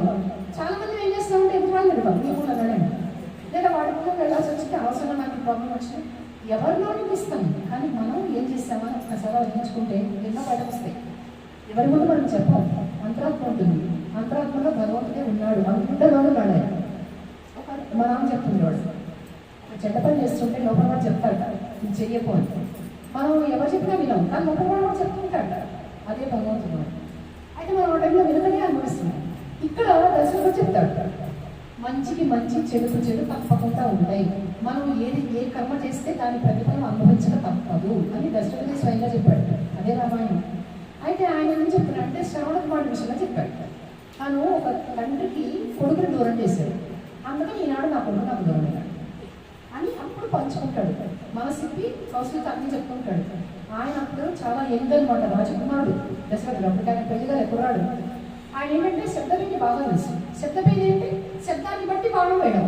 చూడకపోయినా అది ఏ శబ్దం ఏది గురించి వచ్చింది దాని మీద బాణం వేస్తారు, ఖచ్చితంగా బాణం తగ్గుతుంది. అట్లా ఆయన రోజు రాకపోతే ఆ రోజు దిగుతున్నాడు. అక్కడ ఏదో శబ్దం వినిపించింది, ఏనుగు ఏదో నీళ్ళు తాగుతుంది అనుకున్నాడు. అనుకుని ఏనుగు ఏదో నీళ్ళు తాగుతుందిలే ఒక్కసారి వేసి చూద్దాం బాణం అని వేసాడు. అయితే ఏంటంటే మునికుమారుడికి తెలియదు బాణం. అక్కడ పెద్దగా కేక వినిపించింది. ఈయన వెళ్ళాడు. వెళ్ళేసరికి ఆ మునికుమారుడు ఆ అబ్బాయికి 12 ఏళ్ళు, శ్రావణ కుమారుడు. అతను అంటాడు, నేను నీకు ఉపకారం చేశాను, నా మీద బాణం వేసావు అని. ఏం పని నువ్వు ఇక్షాకులుగా పుట్టావు అంటాడు. మన అతనికి ఎట్లా తెలుసు ఈయన రాజు ఇక్షాకులం ఎలా తెలిసింది? అతను మునికుమారుడు, పవిత్రమైన వాడు, అబ్బాయి తపశక్తి గలవాడు, గ్రహించుకున్నాడు. అని నేనేం అపరాధం చేశాను కానీ ఇట్లా చేసావు నువ్వు అంటే కనుక నాకు తెలియదు, అసలు నోట మాట రావట్లేదు రాజు అంటే. అబ్బాయి చనిపోతున్నాడు అంటాడు, బాణం తీసేయి అంటాడు. ఆ గుచ్చుకున్న బాణం తీసేస్తే అబ్బాయి చనిపోతాడు. చనిపోతాడంటే తనకి హత్యాపాతకం చుట్టుకుంటుంది, బ్రహ్మహత్యాపాతకం చుట్టుకుంటుంది అని రాజుకు ఒక భయం ఉంది. మళ్ళీ అబ్బాయి చనిపోతాడేమో బాధ కూడా ఉంది. పోనీ అప్పుడు అలాగే ఉంచుదాము అంటే అతను ఆ బాధతో ఎదుగులాడుతున్నాడు, అసలు మాట కూడా రావట్లేదు, గుండెల విడిపోతున్నట్ట, అనుభవ చుట్టుపోతున్నాడు అని. అప్పుడు అబ్బాయి అక్కడ మళ్ళీ ఒక ధర్మ సూక్ష్మ చెప్తాడు, బ్రహ్మహత్యాపాతకం అని బాధపడుతూ నేను బ్రాహ్మణుడి కాదు అంటాడు. అది వింటే మనకి ఏడుపు వచ్చేస్తుంది అసలు ఆ మాటకి. అంటే తను చనిపోతూ కూడా ఒక రాజు మనసులో సంశయం గ్రహించి నీకు పాపం రాదు నన్ను చంపే ఏం చెప్తున్నాడు అబ్బాయి అని. అంటే సరే బాణం తీసేస్తాడు. అతను అంటాడు, నా తల్లిదండ్రి బుద్ధివాళ్ళు, నన్నే నమ్ముకున్న వాళ్ళు, బ్రహ్మహత్యాపాతకం నీకు ఎందుకు రాదంటే నేను బ్రాహ్మణుడి కాదు, నా తల్లి శూద్రస్త్రీ, నా తండ్రి వైశ్యుడు, వాళ్ళిద్దరూ పెళ్లి చేసుకున్నారు, కడుపుతుడు. అంటే అప్పుడు బ్రహ్మహత్యాపాతకం అంటే ఆనాటి ప్రాణాల్లో అది పాతకమే. బ్రాహ్మణుని వధించడం అనేది ఆ కాలంలో, ఈ కాలం నుంచి నేను మాట్లాడను. ఎందుకంటే ఆ కాలంలో బ్రాహ్మణులు సమాజ సేవ కోరేవాళ్ళు. బ్రాహ్మణులు యజ్ఞయాగాలు చేసేది, వాళ్ళ ప్రార్థనలు కానీ, పూజలు కానీ, వేదాలు కానీ, వాళ్ళు ఏం చేసినా పదవుల క్షేమం కోసం, సమాజ క్షేమం కోసం మాత్రమే చేసేవాళ్ళు. ఎవరైనా ఏదైనా పుచ్చుకునేవాళ్ళు, అందరి క్షేమం కోరేవాడే బ్రాహ్మణులు. కాబట్టి అలాంటి సాధు స్వభావంతో బ్రాహ్మణులు కలిస్తే పాపం అని ఆ కాలంలో చెప్పారు. రావణాసుడు కలిస్తే పాపం కాదు, ఎందుకంటే రావణాసుడు గుణమిచ్చే బ్రాహ్మణుడు కాదు. ఇక్కడ చాలా ధర్మ సూక్ష్మాలు ఉంటాయి. అది ఏదో మనం పుట్టుకనిచ్చే వచ్చిన కులాల గురించి కాదు. కానీ ఈయన వెళ్ళాడు, సరే నీళ్ళు తీసుకుని వెళ్ళాడు. మా అమ్మ నాన్న ఎంతో పరితపిస్తూ ఉంటారు, చాలా దాహంతో ఉన్నారు, వాళ్ళకి కాస్త నీళ్ళు తీసుకెళ్ళిపో అని అడుపాడు. పోతూ పోతూ కూడా వాళ్ళ అమ్మ నాన్న గురించి బాధపడుతున్నాడు.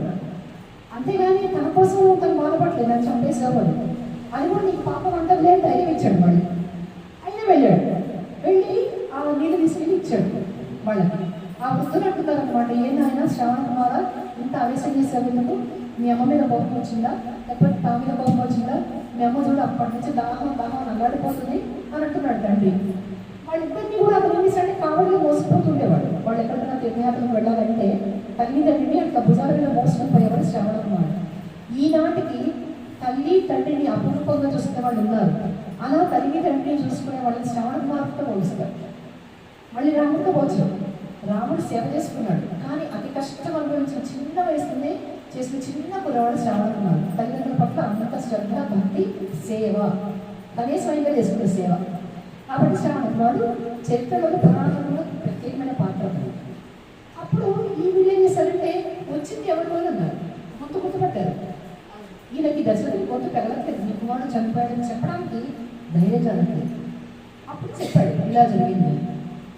అయితే ముందు చెప్పాడు శ్రావణకుమారుడు, మా తండ్రి గారు నిన్ను శపించవచ్చు లేదా క్షమించవచ్చు అని చెప్పాడు. ఆయన కోపం వచ్చింది, నువ్వు ఇంత దుర్మార్గంగా మా కొడుకుని మా నుంచి దూరం చేశాను, మేము అసలే గుడ్డివాడు, మాకు అన్నీ మా కొడుకే, మాకు తెల్లవాడే సతిక్కువాడే, వాడిని చంపేసావు నువ్వు అన్యాయంగా అని మమ్మల్ని కూడా అక్కడ తీసుకెళ్ళాను ఆయన. అంటే వాళ్ళు ఇద్దరిని పాపం తీసుకెళ్ళి అక్కడ ఆ కొడుకు శవం దగ్గర కూర్చోబెట్టారు. వాళ్ళు ఏడుస్తారు అనమాట, నాయన నువ్వు ఇప్పుడే పోకు, నువ్వు యమధర్మరాస్తో మేము వినిపించుకుంటాము, మమ్మల్ని కూడా మీతో పాటు తీసుకెళ్ళవాలి, ఒక్కరోజు ఆగు నాయన, మా ప్రాణాలు పోయేవాడు అని వాళ్ళు వెళ్తుంటారు ఆ ముసలి వాళ్ళు ఇద్దరు. సరే చివరికి శ్రావణకుమారుడు వెళ్ళిపోతాడు. శ్రావణకుమారుడు తీసుకురావడానికి దేవేంద్రుడు స్వయంగా రథంలో వచ్చాడు. అంత గొప్ప జన్మ శ్రావణకుమారుడు. ఎందుకు అంటే తల్లిని తండ్రిని సేవించుకోవడం అంత గొప్ప పుణ్యం. మామూలుగా స్వర్గలోకం నుంచి దేవతలు వస్తారు, తీసుకెళ్తారు, దేవబంధువులు వచ్చి తీసుకెళ్తారు పుణ్యాత్ములు. ఇక్కడ స్వయంగా దేవేంద్రుడే మొత్తం స్వర్గానికి అధిపతి, ఆయన వచ్చి తీసుకెళ్ళాట. ఎందుకంటే అంత గొప్పవాడు శ్రావణకుమారుడు. తర్వాత తల్లిదండ్రులు కూడా చనిపోతారు. దశరథుడికి శాపం పెడతారు. చనిపోయే ముందు ఆ ముసలాయన ఆ ఋషి శాపం పెడతాడు. ఏమిటంటే నేను పుత్రశోకంతో వృద్ధుడిని వృద్ధాప్యంలో పుత్రశోకం కలిగించావు, ఈ పుత్రశోకంతో నేను ఎలా అయితే మరణిస్తున్నాను, నువ్వు నీ వృద్ధాప్యంలో పుత్రశోకంతో మరణిస్తావు. ఖచ్చితంగా అది నిజమైంది. అదే మాట ఈయన గుర్తు చేసుకున్నాడు. ఇది మనుషులందరికీ గుణపాఠం. చిన్న తప్పు చేసే చిన్న శిక్ష, పెద్ద తప్పు చేస్తే పెద్ద శిక్ష. అప్పుడు ఆయన ఋషి కాబట్టి ఇప్పుడు మళ్ళీ మనం వైశ్యుడు కదా ఎట్లా శిక్షించినట్టు వాళ్ళు ఋషుల కులంతో సంబంధం లేదు, వాళ్ళు తపస్సు వాళ్ళు గొప్పవాళ్ళు అయినారు. నేను చెప్పుకున్నాను కదా, విశ్వామిత్రుడు ఆయన క్షత్రియుడైనా కానీ బ్రాహ్మణుగా మారాడు, బ్రహ్మర్షిగా మారాడు. చివరికి వశిష్ఠుడు చెప్పి అనిపించుకున్నాడు బ్రహ్మర్షివి. అప్పుడు కానీ ఆయనకి ఇది రాలేదు. ఇది అంత గొప్పవాళ్ళు అవుతారు ఉదాహరణ. కాబట్టి ఆ ఋషివాక్యం ఫలించింది ఇక్కడ, అందుకే ఋషి పెట్టిన శాపం ఫలించింది. అదే ఉంటాడు అని చివరికి ఏడ్చి అందరూ సమ్మసిని పడిపోయారు. దశరథుడు, కౌసల్య, సుమిత్ర, ఇతర రాణులు అందరూ సమ్మసిని పడిపోయారు. తిండి తిప్పలేని వాళ్ళకి. తెల్లవారు అందరూ వచ్చారు మంది మామూలు. ఇప్పుడు రాజు శోకంగా ఉన్నాడు కదా అని ఆయన జరగాల్సిన మర్యాద జరిపించకుండా ఉండదు, అది వాళ్ళ విధి. కాబట్టి కింద పనిచేసేవాళ్ళు, సేవకులు, పరిచారకులు వాళ్ళందరూ వచ్చారు. దాసీలు అందరూ సుగంధ ద్రవ్యాలన్నీ పట్టుకొని వచ్చి వీణావాద్యాలు, మంగళ వాయిద్యాలు, రాజులు లేపే పద్ధతి అది. అందుకని దశరథ మహారాజుకి మేల్కొంటూ పాడారు. ఆయన లేవట్లేదు. ఏం జరిగింది తెలియలేదు. ఇంతలో రాణులు లేచారు, సుమిత్రను, కౌసల్య. లేచి వాళ్ళు కూడా ఏమనుకున్నారంటే ఇంకా లేవలేదు అనుకున్నారు. అనుకుని అందరూ లేవడానికి ప్రయత్నిస్తే ఆయన లేవలేదు, శాశ్వతంగా వెళ్ళిపోయాడు. పుత్రశోకం భరించలేక రాముడి కోసం పరితపిస్తూ పోయినాడు. జరిగింది మొత్తం గొళ్ళు అన్నారు, దిక్కు దారి లేదు, కొడుకు కూడా దగ్గర లేదు, ఒక్క కొడుకు దగ్గర లేదు, చనిపోయాడు. ఇప్పుడు ఈ రాణుల తప్ప అక్కడ ఎవరు లేదు, ఏం చేయాలి? అందుకని ఏం చేస్తే ముందు ఏంటంటే అంత్యక్రియలు జరిగే లోపల ఆ శవాన్ని మనం భద్రపరచాలి అని దాన్ని తైలద్రోణి అంటే ఆయన ఏం చేశారంటే వశిష్ఠుల వారు ఒక చెక్క పెట్టె లాంటిది, అంటే ఇప్పుడు జరుగుతున్నట్లాంటిది అనుకోవాలి, దాదాపుగా నావలాగా ఉంది అని చెప్తాడు రామాయణంలో. ఆ నావలాంటి దాన్ని తెప్పించి దాన్ని చక్కగా పెట్టెలాగా చేయించి దాంట్లో తైలం పోసి అందులో దశరథుడు ఉంచాడు. ఎలా అంటే దశరథ మహారాజు చివరికి ఎలా మరణించాడు, కొడుకు దగ్గర ఉంటే అప్పటికప్పుడు అందుకనే జరిగిపోతాయి, ఇట్లా దాచాల్సిన అవసరం లేదు. కానీ ఆయన చేసుకున్న ఫలితం అది, కర్మ ఫలితం. అందుకని ఆయన అందులో పెట్టారు. పెట్టిన తర్వాత ఇంకా కొడుకుల కోసం కబురు చేయాలి. రాముడు లక్ష్మణుడు గారు వనవాసంలో ఉన్నారు కాబట్టి భర్తల కోసం కబురు చేయాలి. అయితే ఇక్కడ ఏంటంటే రాజు లేకపోతే ఎలా ఉంటుంది అని వర్ణించాడు. అది ఏంటంటే ఒక యజమాని లేకపోతే ఎలా ఉంటుంది కుటుంబం, ఒక పట్టు లేకుండా, ఒక క్రమశిక్షణ లేకుండా, ఒక మావటి లేని ఏనుగులాగా రకరకాలుగా వర్ణిస్తాడు అందులో. కాబట్టి తక్షణమే రాజు కావాలి అని అన్నారు. పౌరులు కూడా అందరికీ రాజు కావాలి కాబట్టి అంటే సరే వశిష్ఠుల వారు వెంటనే ఆగమేఘాల మీద భరతుడిని శత్రుడిని తీసుకురామని కబురు చేస్తారు ఏకైక రాజు గారికి. అది కూడా ఏంటంటే ఈ దుర్వార్త చెప్పకూడదు, దాని పొడుగుగా శోకంతో వస్తాడు కదా, అందుకని దుర్వార్త చెప్పద్దు, ఆయనకి తొందరగా రావాలి, మీ తండ్రి గారిని చూడాలనుకుంటున్నారు అని చెప్పాలి అని బాగా శిక్షణ ఇచ్చి కొంతమంది పంపిస్తారు. వాళ్ళు వెళ్తారు, ఆగమేఘాల మీద వెళ్తారు, గుడాల మీద వెళ్ళి అక్కడికి వెళ్ళేసరికి ఈ లోపల అక్కడ ఏం జరిగిందంటే ఇది నిజంగా మనకి ఆలోచిస్తే కూడా నిజమే. భరతుడికి చెడ్డ కళలు వచ్చినాయి వాళ్ళ నాన్నగారిని. దశరథ మహారాజు గురించి చెడ్డ కళ వచ్చినాయి. భరతుడు కూర్చున్నాడు, మేనమామతో ఉన్నాడు. చిన్నవాళ్ళు కుర్రవాళ్ళు స్నేహితులతో గడిపే సమయం ఆయనకు అక్కడ కూడా స్నేహితులు కాదు తాతగారి ఇంట్లో. అందరూ ఉల్లాసంగా ఉత్సాహంగా ఉద్యానవనాల్లో వెళ్ళి తిరుగుతూ ఉంటారు. అట్లాంటిది ఆయన ఒక చోట కూర్చున్నట్ట, నిస్సత్తుగా కూర్చున్నట్ట, చాలా బాగానే ఉన్నట్ట, విచారకరంగా ఉన్నట్ట. స్నేహితులందరూ వచ్చాక భర్త దగ్గరికి వచ్చి, ఎందుకు ఇంత బాగానే ఉన్నావు, ఇవాళ మాతో ఉల్లాసంగా లేదెందుకు నువ్వు అని అడిగితే, నాకు మా నాన్నగారి గురించి చాలా చెడ్డకలు వచ్చింది. నాన్నగారు ఏదో పిచ్చిగా నవ్వుతూ మట్టి గుండా ఏదో మట్టి పూసుకుని బుడగ పూసుకుని అలా చాలా చెడ్డకలు వచ్చింది. ఎవరు వాళ్ళని తీసుకెళ్ళిపోతున్నారు తాళతో పాసంతా బంధించేది, మా నాన్నగారు ఎట్లా ఉన్నారో అని బాగానే ఉంది అంటే, ఇంతలో వీళ్ళు వచ్చారు ఈ కోస్తా దేశం నుంచి. వచ్చి మీరు తీసుకెళ్ళాలని వచ్చాము, నీకు అక్కడ మీకోసమే ఒక మంచి విషయం వేచి ఉంది, ఒక శుభకార్యం అన్నారు. అంటే పట్టాభిషేకం కదా, దుర్మార్గం చెప్పలేదు, మీకోసం ఒక ముఖ్యమైన విషయం కోసం తీసుకెళ్తున్నాము అంటే, సరే మీరు తాతగారికి చెప్పాడు. వాళ్ళు ఇచ్చిన కానుకలు వర్ణిస్తారు. అంటే ఇక్కడ సహజంగా ఉంది, మేనమామలకి తాతగారికి అమ్మమ్మకి చాలా ప్రేమ ఉంటుంది పిల్లల మీద. సహజంగా వాళ్ళ ప్రేమ కంటే కూడా వీళ్ళ మీద ఎక్కువ ఉంటుంది. ఆ ప్రేమ అంతా గుప్పిస్తాడు వాల్మీకి మహర్షి. అంటే జరిగింది ఎలా కలగంగా ఉంది కాబట్టి అవన్నీ కానుకలు అవన్నీ తీసుకొని మళ్ళీ ఈయన రథం మీద బయలుదేరాడు భరతుడు. అట్లాగే మిగతా వాళ్ళందరూ గుర్రాలందరినీ పండించుకుని వస్తున్నాడు. ఈయన ఆగమేఘాల మీద వెళ్ళిపోతున్నాడు, రథం మీద చాలా వేగంగా వెళ్తున్నాడు.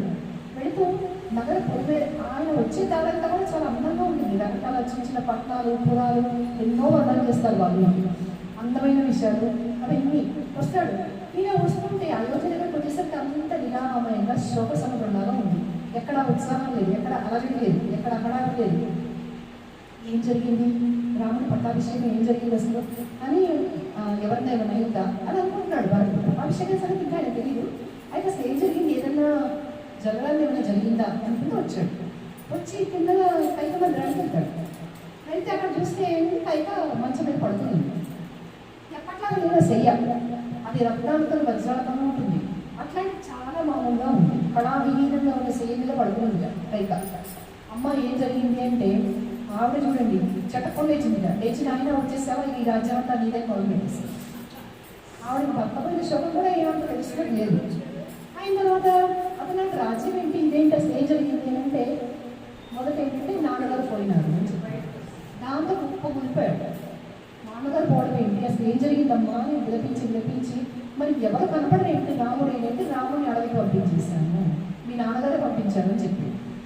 నాన్నగారు ఎందుకు పంపించారు అంటే, ఆ కాలంలో ఏముంటే ఉంటే ఏదైనా తప్పు చేస్తే రాజు బహిష్కరించేవాడు. నేను మనం చెప్పుకున్నాం కదా, అసమర్థుడిని ఎలా పంపించేశాడు సగరుడు. అట్లా తప్పు చేస్తే కొడుకులుగా పంపించేసేవాడు, దేశ బహిష్కరణ విధించేవాడు. కాబట్టి ఈయన అడుగుతాడు, ఫస్ట్ ప్రశ్న ఏంటంటే, అన్నగారు ఏం తప్పు చేశాడు, ఆయన ధనం దొంగిలించాడా, బ్రాహ్మణులను అవమానించాడా, లేకపోతే ధనికుడిని పేదవాడిని పక్షపాతంతో చూశాడా అంటే, ఇవన్నీ రాజు చేయకూడదు తప్పు. అంటే ధనికులను ఒకలాగా చూడటము, పేదవాడిని చులకంగా చూడటము, మనకంటే పండితులందరినీ అవమానించడం, లేదా పరిస్థితుల పట్ల ఏదైనా దుర్మార్గంగా ప్రవర్తించాడా అని అంటున్నాను. ఎంత పెద్ద దుర్మార్గం చూడండి, పరాయి స్త్రీలని దృష్టితో చూడడం అంటే, దుర్మార్గపు దృష్టితో వేరే ఆడవాళ్ళని చూశాడు అంటే వాడు పతనానికి నాంది అని అర్థం. రావణం చెప్పేదని అలాంటి తప్పులు ఏమైనా చేశాడు రాముడు అని అడుగుతాడు. అవి ఏమీ చేయలేదు, నేనే బొమ్మను చెప్పేసి ఆడ చాలా గొప్పగా అనుకుంటుంది. తను కొడుక్కి రాజ్యం సంపాదించి పెట్టాను కాబట్టి కొడుకు చాలా ఉత్సాహంగా ఏదో యాక్సెప్ట్ చేశాడు అనుకుంటాడు. అందుకని అన్నమాట, లేదు ఆయన నేనే పంపించాను ఇలా అని మొత్తం చెప్తుంది. ఇక భర్తకి వచ్చిన కోపం అంత అయింది కదా, ఒక్కసారిగా అతను అరుస్తాడు. ఇంత దుష్టురాలు నేను అనుకోలేదు, నువ్వు ఇలాంటి దానిగా నిన్ను నమ్మాడు రాజు, పావని నీకు నువ్వు ఒక స్త్రీవంతుడు పెళ్లి చేసుకున్నాడు, నువ్వు నాగుపాములాగా కాటేసావు మా వంశాన్ని అంటే. అన్నిటి తల్లి నుంచి వచ్చాడు, ఆ తల్లి చెప్పిన వాడే తను. కానీ ఆవేశం ఏంటంటే తండ్రి వంశం గురించి మాత్రమే మాట్లాడుతున్నాడు. అని మా వంశాన్ని పాటు వేయడానికి వచ్చావు నువ్వు, నాకు తల్లివి కాదు, నేను కొడుకుని కాదు, కత్తితో నేను నరకాలని ఉంది, కానీ నా రాముడికి ఇష్టం లేదు, తల్లికి ఎదురు మాట్లాడడం నా రాముడికి ఇష్టం లేదు, కాబట్టి నీ మొహం మాత్రం చూడండి వెళ్ళిపోయాడు. అప్పుడు వెళ్ళడంతో ఎక్కడికి వెళ్ళాడు, కైక దగ్గరికి వెళ్ళాడు, కౌశల్యదేవి దగ్గరికి వెళ్ళాడు. కౌశల్యదేవికి వెళ్ళేసరికి ఆవిడ చాలా దుఃఖంగా ఉంది. ఒక పక్క వైదవ్యం, అసలు కొడుకు వెళ్ళడంతోనే ఆవిడ పని అయిపోయింది, ఆవిడ జీవితమే ఆశయం పోయింది ఆవిడ జీవితం మీద. భర్త కూడా అనేసరికి ఏం లేదు ఇప్పుడు ఆవిడకి, శూన్యం తప్ప ఆవిడకి ఏమీ మిగలేదు. అందుకని ఆవిడ అలా కూర్చుంది. సుమిత్ర వాళ్ళందరూ కూడా ఉన్నారు. ఈయన వెళ్తూనే కౌసల్య దగ్గరికి వెళ్ళేసరికి కౌసల్య సహజమైన చాపల్యంతో అనేసింది, నేను ఆయన ఇప్పుడు సంతోషంగా ఉందా, నీకు మీ అమ్మకి రాజ్యం తీసేసుకో, అంతా ఏలుకోండి అని, నీకు మీ అమ్మకి కదా ఇదంతా ఈ వైభవం అంతా, నా కొడుకు ఇట్లా గొడవలు పాలైపోయాడు, తొందరలో నేను కూడా చనిపోతాను, ఇంకా తృప్తిగా ఉందరు గారు మీరందరూ అని చెప్పి ఆవిడ వేసింది. దాంతో భరతుడు ఇక్కడ మనందరం కూడా గుర్తుపెట్టుకోవాల్సిన చాలా ఇంపార్టెంట్ విషయం, ఈ అయోధ్యకాండలో మనందరికీ ప్రతి ఒక్కళ్ళకి ఈనాటి సమాజంలో ముఖ్యమైనవి 4 పేజీలు ఇచ్చాడు.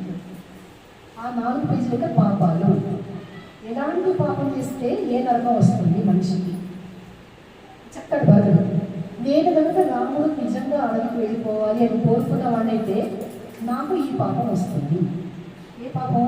గోవులు తగిన పాపం, నిద్రపోతున్న గోవులు కాళ్ళలో తగిన పాపం వస్తుంది. పని వాళ్ళ చేత పని చేయించుకుని జీతం ఎగ్గొట్టిన పాపం వస్తుంది. ఇప్పుడు బయట చెప్తుంది అది, ఎక్కువ పని తక్కువ జీతం ఇదే కనుగొలు ఎగ్గొట్టాలి, అలా ఉంటుంది. అవన్నీ కూడా చాలా బాగుంటాయి. ఇంకొకటి చిన్న చిన్న విషయాలు, చెట్టు మీద పువ్వులని మనమే కోసేసుకుని వేరే వాళ్ళకి పూజ ఉంచకుండా ఉంటే ఎంత పాపమో అంత పాపం నాకు వస్తుంది. ఎప్పుడు రాముడిని కనుక నేను అడుగులు పోవాలి, రాముడు ఈ రాజ్యంలోకి రావాలి నేను కోరుకునే వాళ్ళకి నాకు ఇలాంటి పాపం వస్తుంది అని అంత పాపాలు మనం ఊహించాం. అయితే మనం చేస్తున్నట్టు పాపాలు కూడా ఉన్నాయి, మనం తెలియకుండా చేస్తున్నట్టు అని చెప్పేసి అది తల్లి పిల్లల్ని విడదీస్తే వచ్చే పాపం, ఇట్లా రకరకాల పాపాల గురించి స్త్రీలను ఏడిపిస్తే వచ్చే పాపం, పరస్త్రీని వేరే దృష్టితో చూస్తే పాపం, తన భార్యను తప్ప వేరే ఆడదాన్ని వేరే దృష్టితో చూస్తే వచ్చే పాపం, అది నరకమని చెప్తారు. ఇట్లాంటివన్నీ ఇప్పుడు ఈ బాయ్ ఫ్రెండ్స్ గర్ల్ ఫ్రెండ్స్, ఒక్కొక్క అబ్బాయి ఎంతమంది అమ్మాయిలు దుష్ట ప్రవర్తన, అలాగే ఒక్కొక్క అమ్మాయి విలువ లేకుండా ఎంతమంది అబ్బాయిలు స్నేహాలు, ఇవన్నీ తప్పు కదా. రామాయణంలో మనం చదివే పాపాలు 4 పేజీలు ఇచ్చాడు, చెప్పాలి మన టైం సరిపోయి అన్నీ ఉన్నాయి. నేను ఈ వీడియో ద్వారా మీకు అందరికీ రిక్వెస్ట్ చేసిందంటే, ఎంతమంది వీలైతే అంతమంది వయసుతో సంబంధం లేకుండా, మీరు చేసే వృత్తితో సంబంధం లేకుండా దయచేసి వాల్మీకి రామాయణంలో ఈ అయోధ్యకాండలో భరతుడు కౌశల్యతో మాట్లాడే మాటలు చదవండి చదవండి చదవండి. నా వినపడదు, నేనేదో పర్ఫెక్ట్గా చెప్పట్లేదు, విన్నప్పుడు నేను చదువుకుంటాను, అంత బాగుంటుంది. దాని గురించి ప్రత్యేకంగా వీలైతే మనం వీడియో చేసుకున్నాం.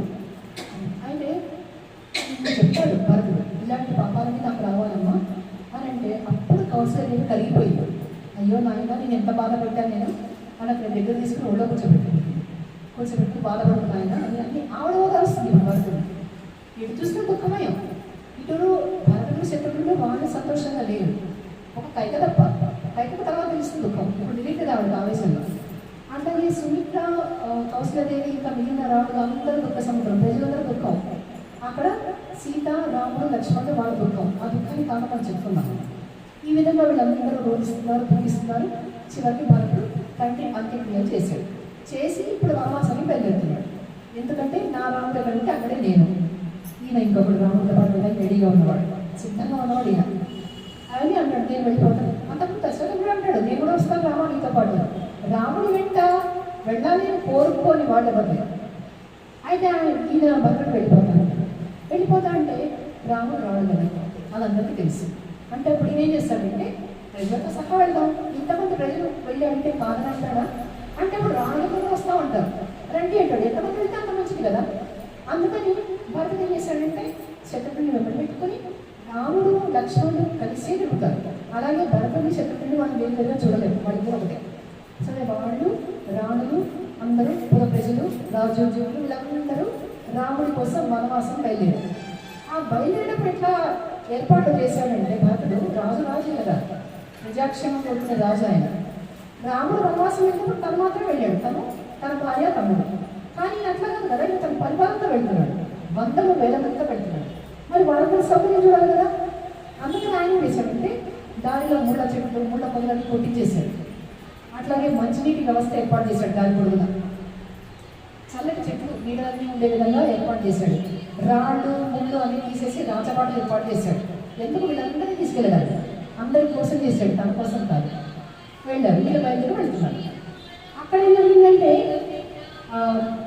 దీంట్లో వనవాసం సమయంలో కూడా రాముడు మళ్ళీ ఏడ్చిన సందర్భం మనకు అనిపిస్తుంది. రాముడు మళ్ళీ ఏడ్చాడు. ఎప్పుడు అంటే, ఇంకా వీళ్ళు చిట్టపుటానికి వెళ్ళక ముందు అక్కడ బాగా ఏడుస్తాడు. ఎందుకు అంటే, ఆ రోజు రాత్రి అక్కడ బస చేసినప్పుడు ఏడుస్తాడు. మా అమ్మ ఎట్లా ఉందో అని ఏడుస్తాడు. కౌశల్య గురించి రాముడు బెంగపడి క్షణం లేదు. మా అమ్మ అసలే గుర్తురాదు, ఈ కైక ఏం చేస్తుందో. కైక మళ్ళీ అమ్మ అని అంటాడు. మళ్ళీ ఏం చెప్తాడు, భర్తకి ఇక్కడ సందేశం పంపేటప్పుడు భర్తకి చెప్తాడు, మీ అమ్మని బాగా చూసుకో, కైక మీద కోపం తెచ్చుకోకు, ఆవిడ నీ తల్లి, అట్లాగే మా అమ్మ కూడా బాగా చూసుకో. ఈ సందేశాన్ని పంపిస్తాడు ఈయన వనవాసం వెళ్ళేటప్పుడు సుమంతుడు. ఇన్ని చేశాడు, కానీ మళ్ళీ అమ్మ మీద బెంగ. మా అమ్మ ఎట్లా ఉందో అని. కానీ అక్కడ నుండి వైభవానికి వచ్చాక రాముడు ఏమలేదు, తల్లి గురించి బాధగా ఏడ్చాడు రాముడు. ఇక్కడి నుంచి ఇక్కడికి వచ్చాడు. అయితే ఇంకొకటి కూడా మనం ఈ సందర్భంగా చెప్పుకోవాలి. సీతమ్మ నదులు దాటేటప్పుడు ఆవిడ ఎన్నో మొక్కులు మొక్కుతుంది. ఆ మొక్కిన మొక్కులు ఏంటంటే, మళ్ళీ రాముడు, నేను, లక్ష్మణుడు, మేము ముగ్గురం కూడా కౌశల్యదేవిని సుమిత్రను చేరుకోగలిగితే నీకు ఈ మొక్కులు సమర్పిస్తాము అని మొక్కుతుంది. అంతేగాని నా భర్త రాజైతే నమ్మలేదు. ప్రతి చోట మీరు జాగ్రత్తగా గమనిస్తే ధర్మంతో పక్కన ఏమన్నా కనపడదు. స్వార్థం లేదు వాళ్ళు, నిస్వార్థమైన వాళ్ళు సీతారాములు. ఆవిడదేంటుంది. ఇంకోటి అక్కడ వటవృక్షం కూడా ఉంటుంది, దాన్ని పూజ చేస్తారు. ఆ పూజ చేసేటప్పుడు కూడా చాలా పెద్ద వృక్షం అంట, దాని గురించి చెప్తారు.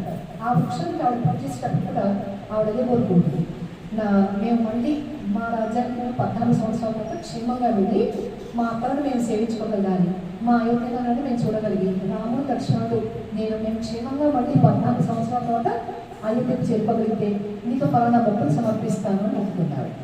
మళ్ళీ వాళ్ళని చూడాలి అని తప్ప మళ్ళీ రాజ్యం చేయాలి, తన మహారాణి ఎక్కడా సీతం అనలేదు. ఇది రామాయణం.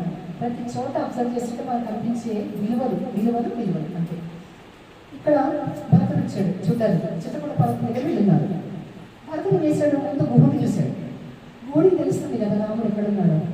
అయితే ఇక్కడ చూడండి, నిజమైన స్నేహితుడు గుహుడు. ఆయన ఏం చేశాడంటే భరతుడు చూసి అనుమానం వచ్చింది, రాముడికి ఏమైనా హాని చేయడానికి వచ్చాడు, ఇంతమంది చేసుకుని వచ్చాడు అంటే చివరికి అడవుల్లోనే బతకనివ్వరా ఆయన పూర్తిగా ఆయనని వధిస్తే అప్పుడు రాజకీయ డౌట్ అనుకుంటాడేమో. అందుకని పరీక్షిస్తాడు, అడిగేస్తాడు. ఉన్నమాట అడిగేశాడు గురుడు, నువ్వేమో దేశంలో వచ్చావు అంటే భరతుడు అంటాడు, ఒట్టు పెట్టుకొని చెప్తున్నాను నేను, నాకు రాముడి తర్వాతనే ఏదైనా కానీ ధర్మం మీద ఒట్టు పెట్టి చెప్తున్నాను అంటాడు. ఆ మాట గురుడు బాధపడతాడు. వాళ్ళు ఎక్కడున్నారు ఏంటి తనకు తెలిసిన తర్వాత చెప్తాడు. వీళ్ళు చిత్రకూట పర్వతం మీదకి వెళ్ళేంత వరకు కూడా గురుడు గమనిస్తూనే ఉంటాడు.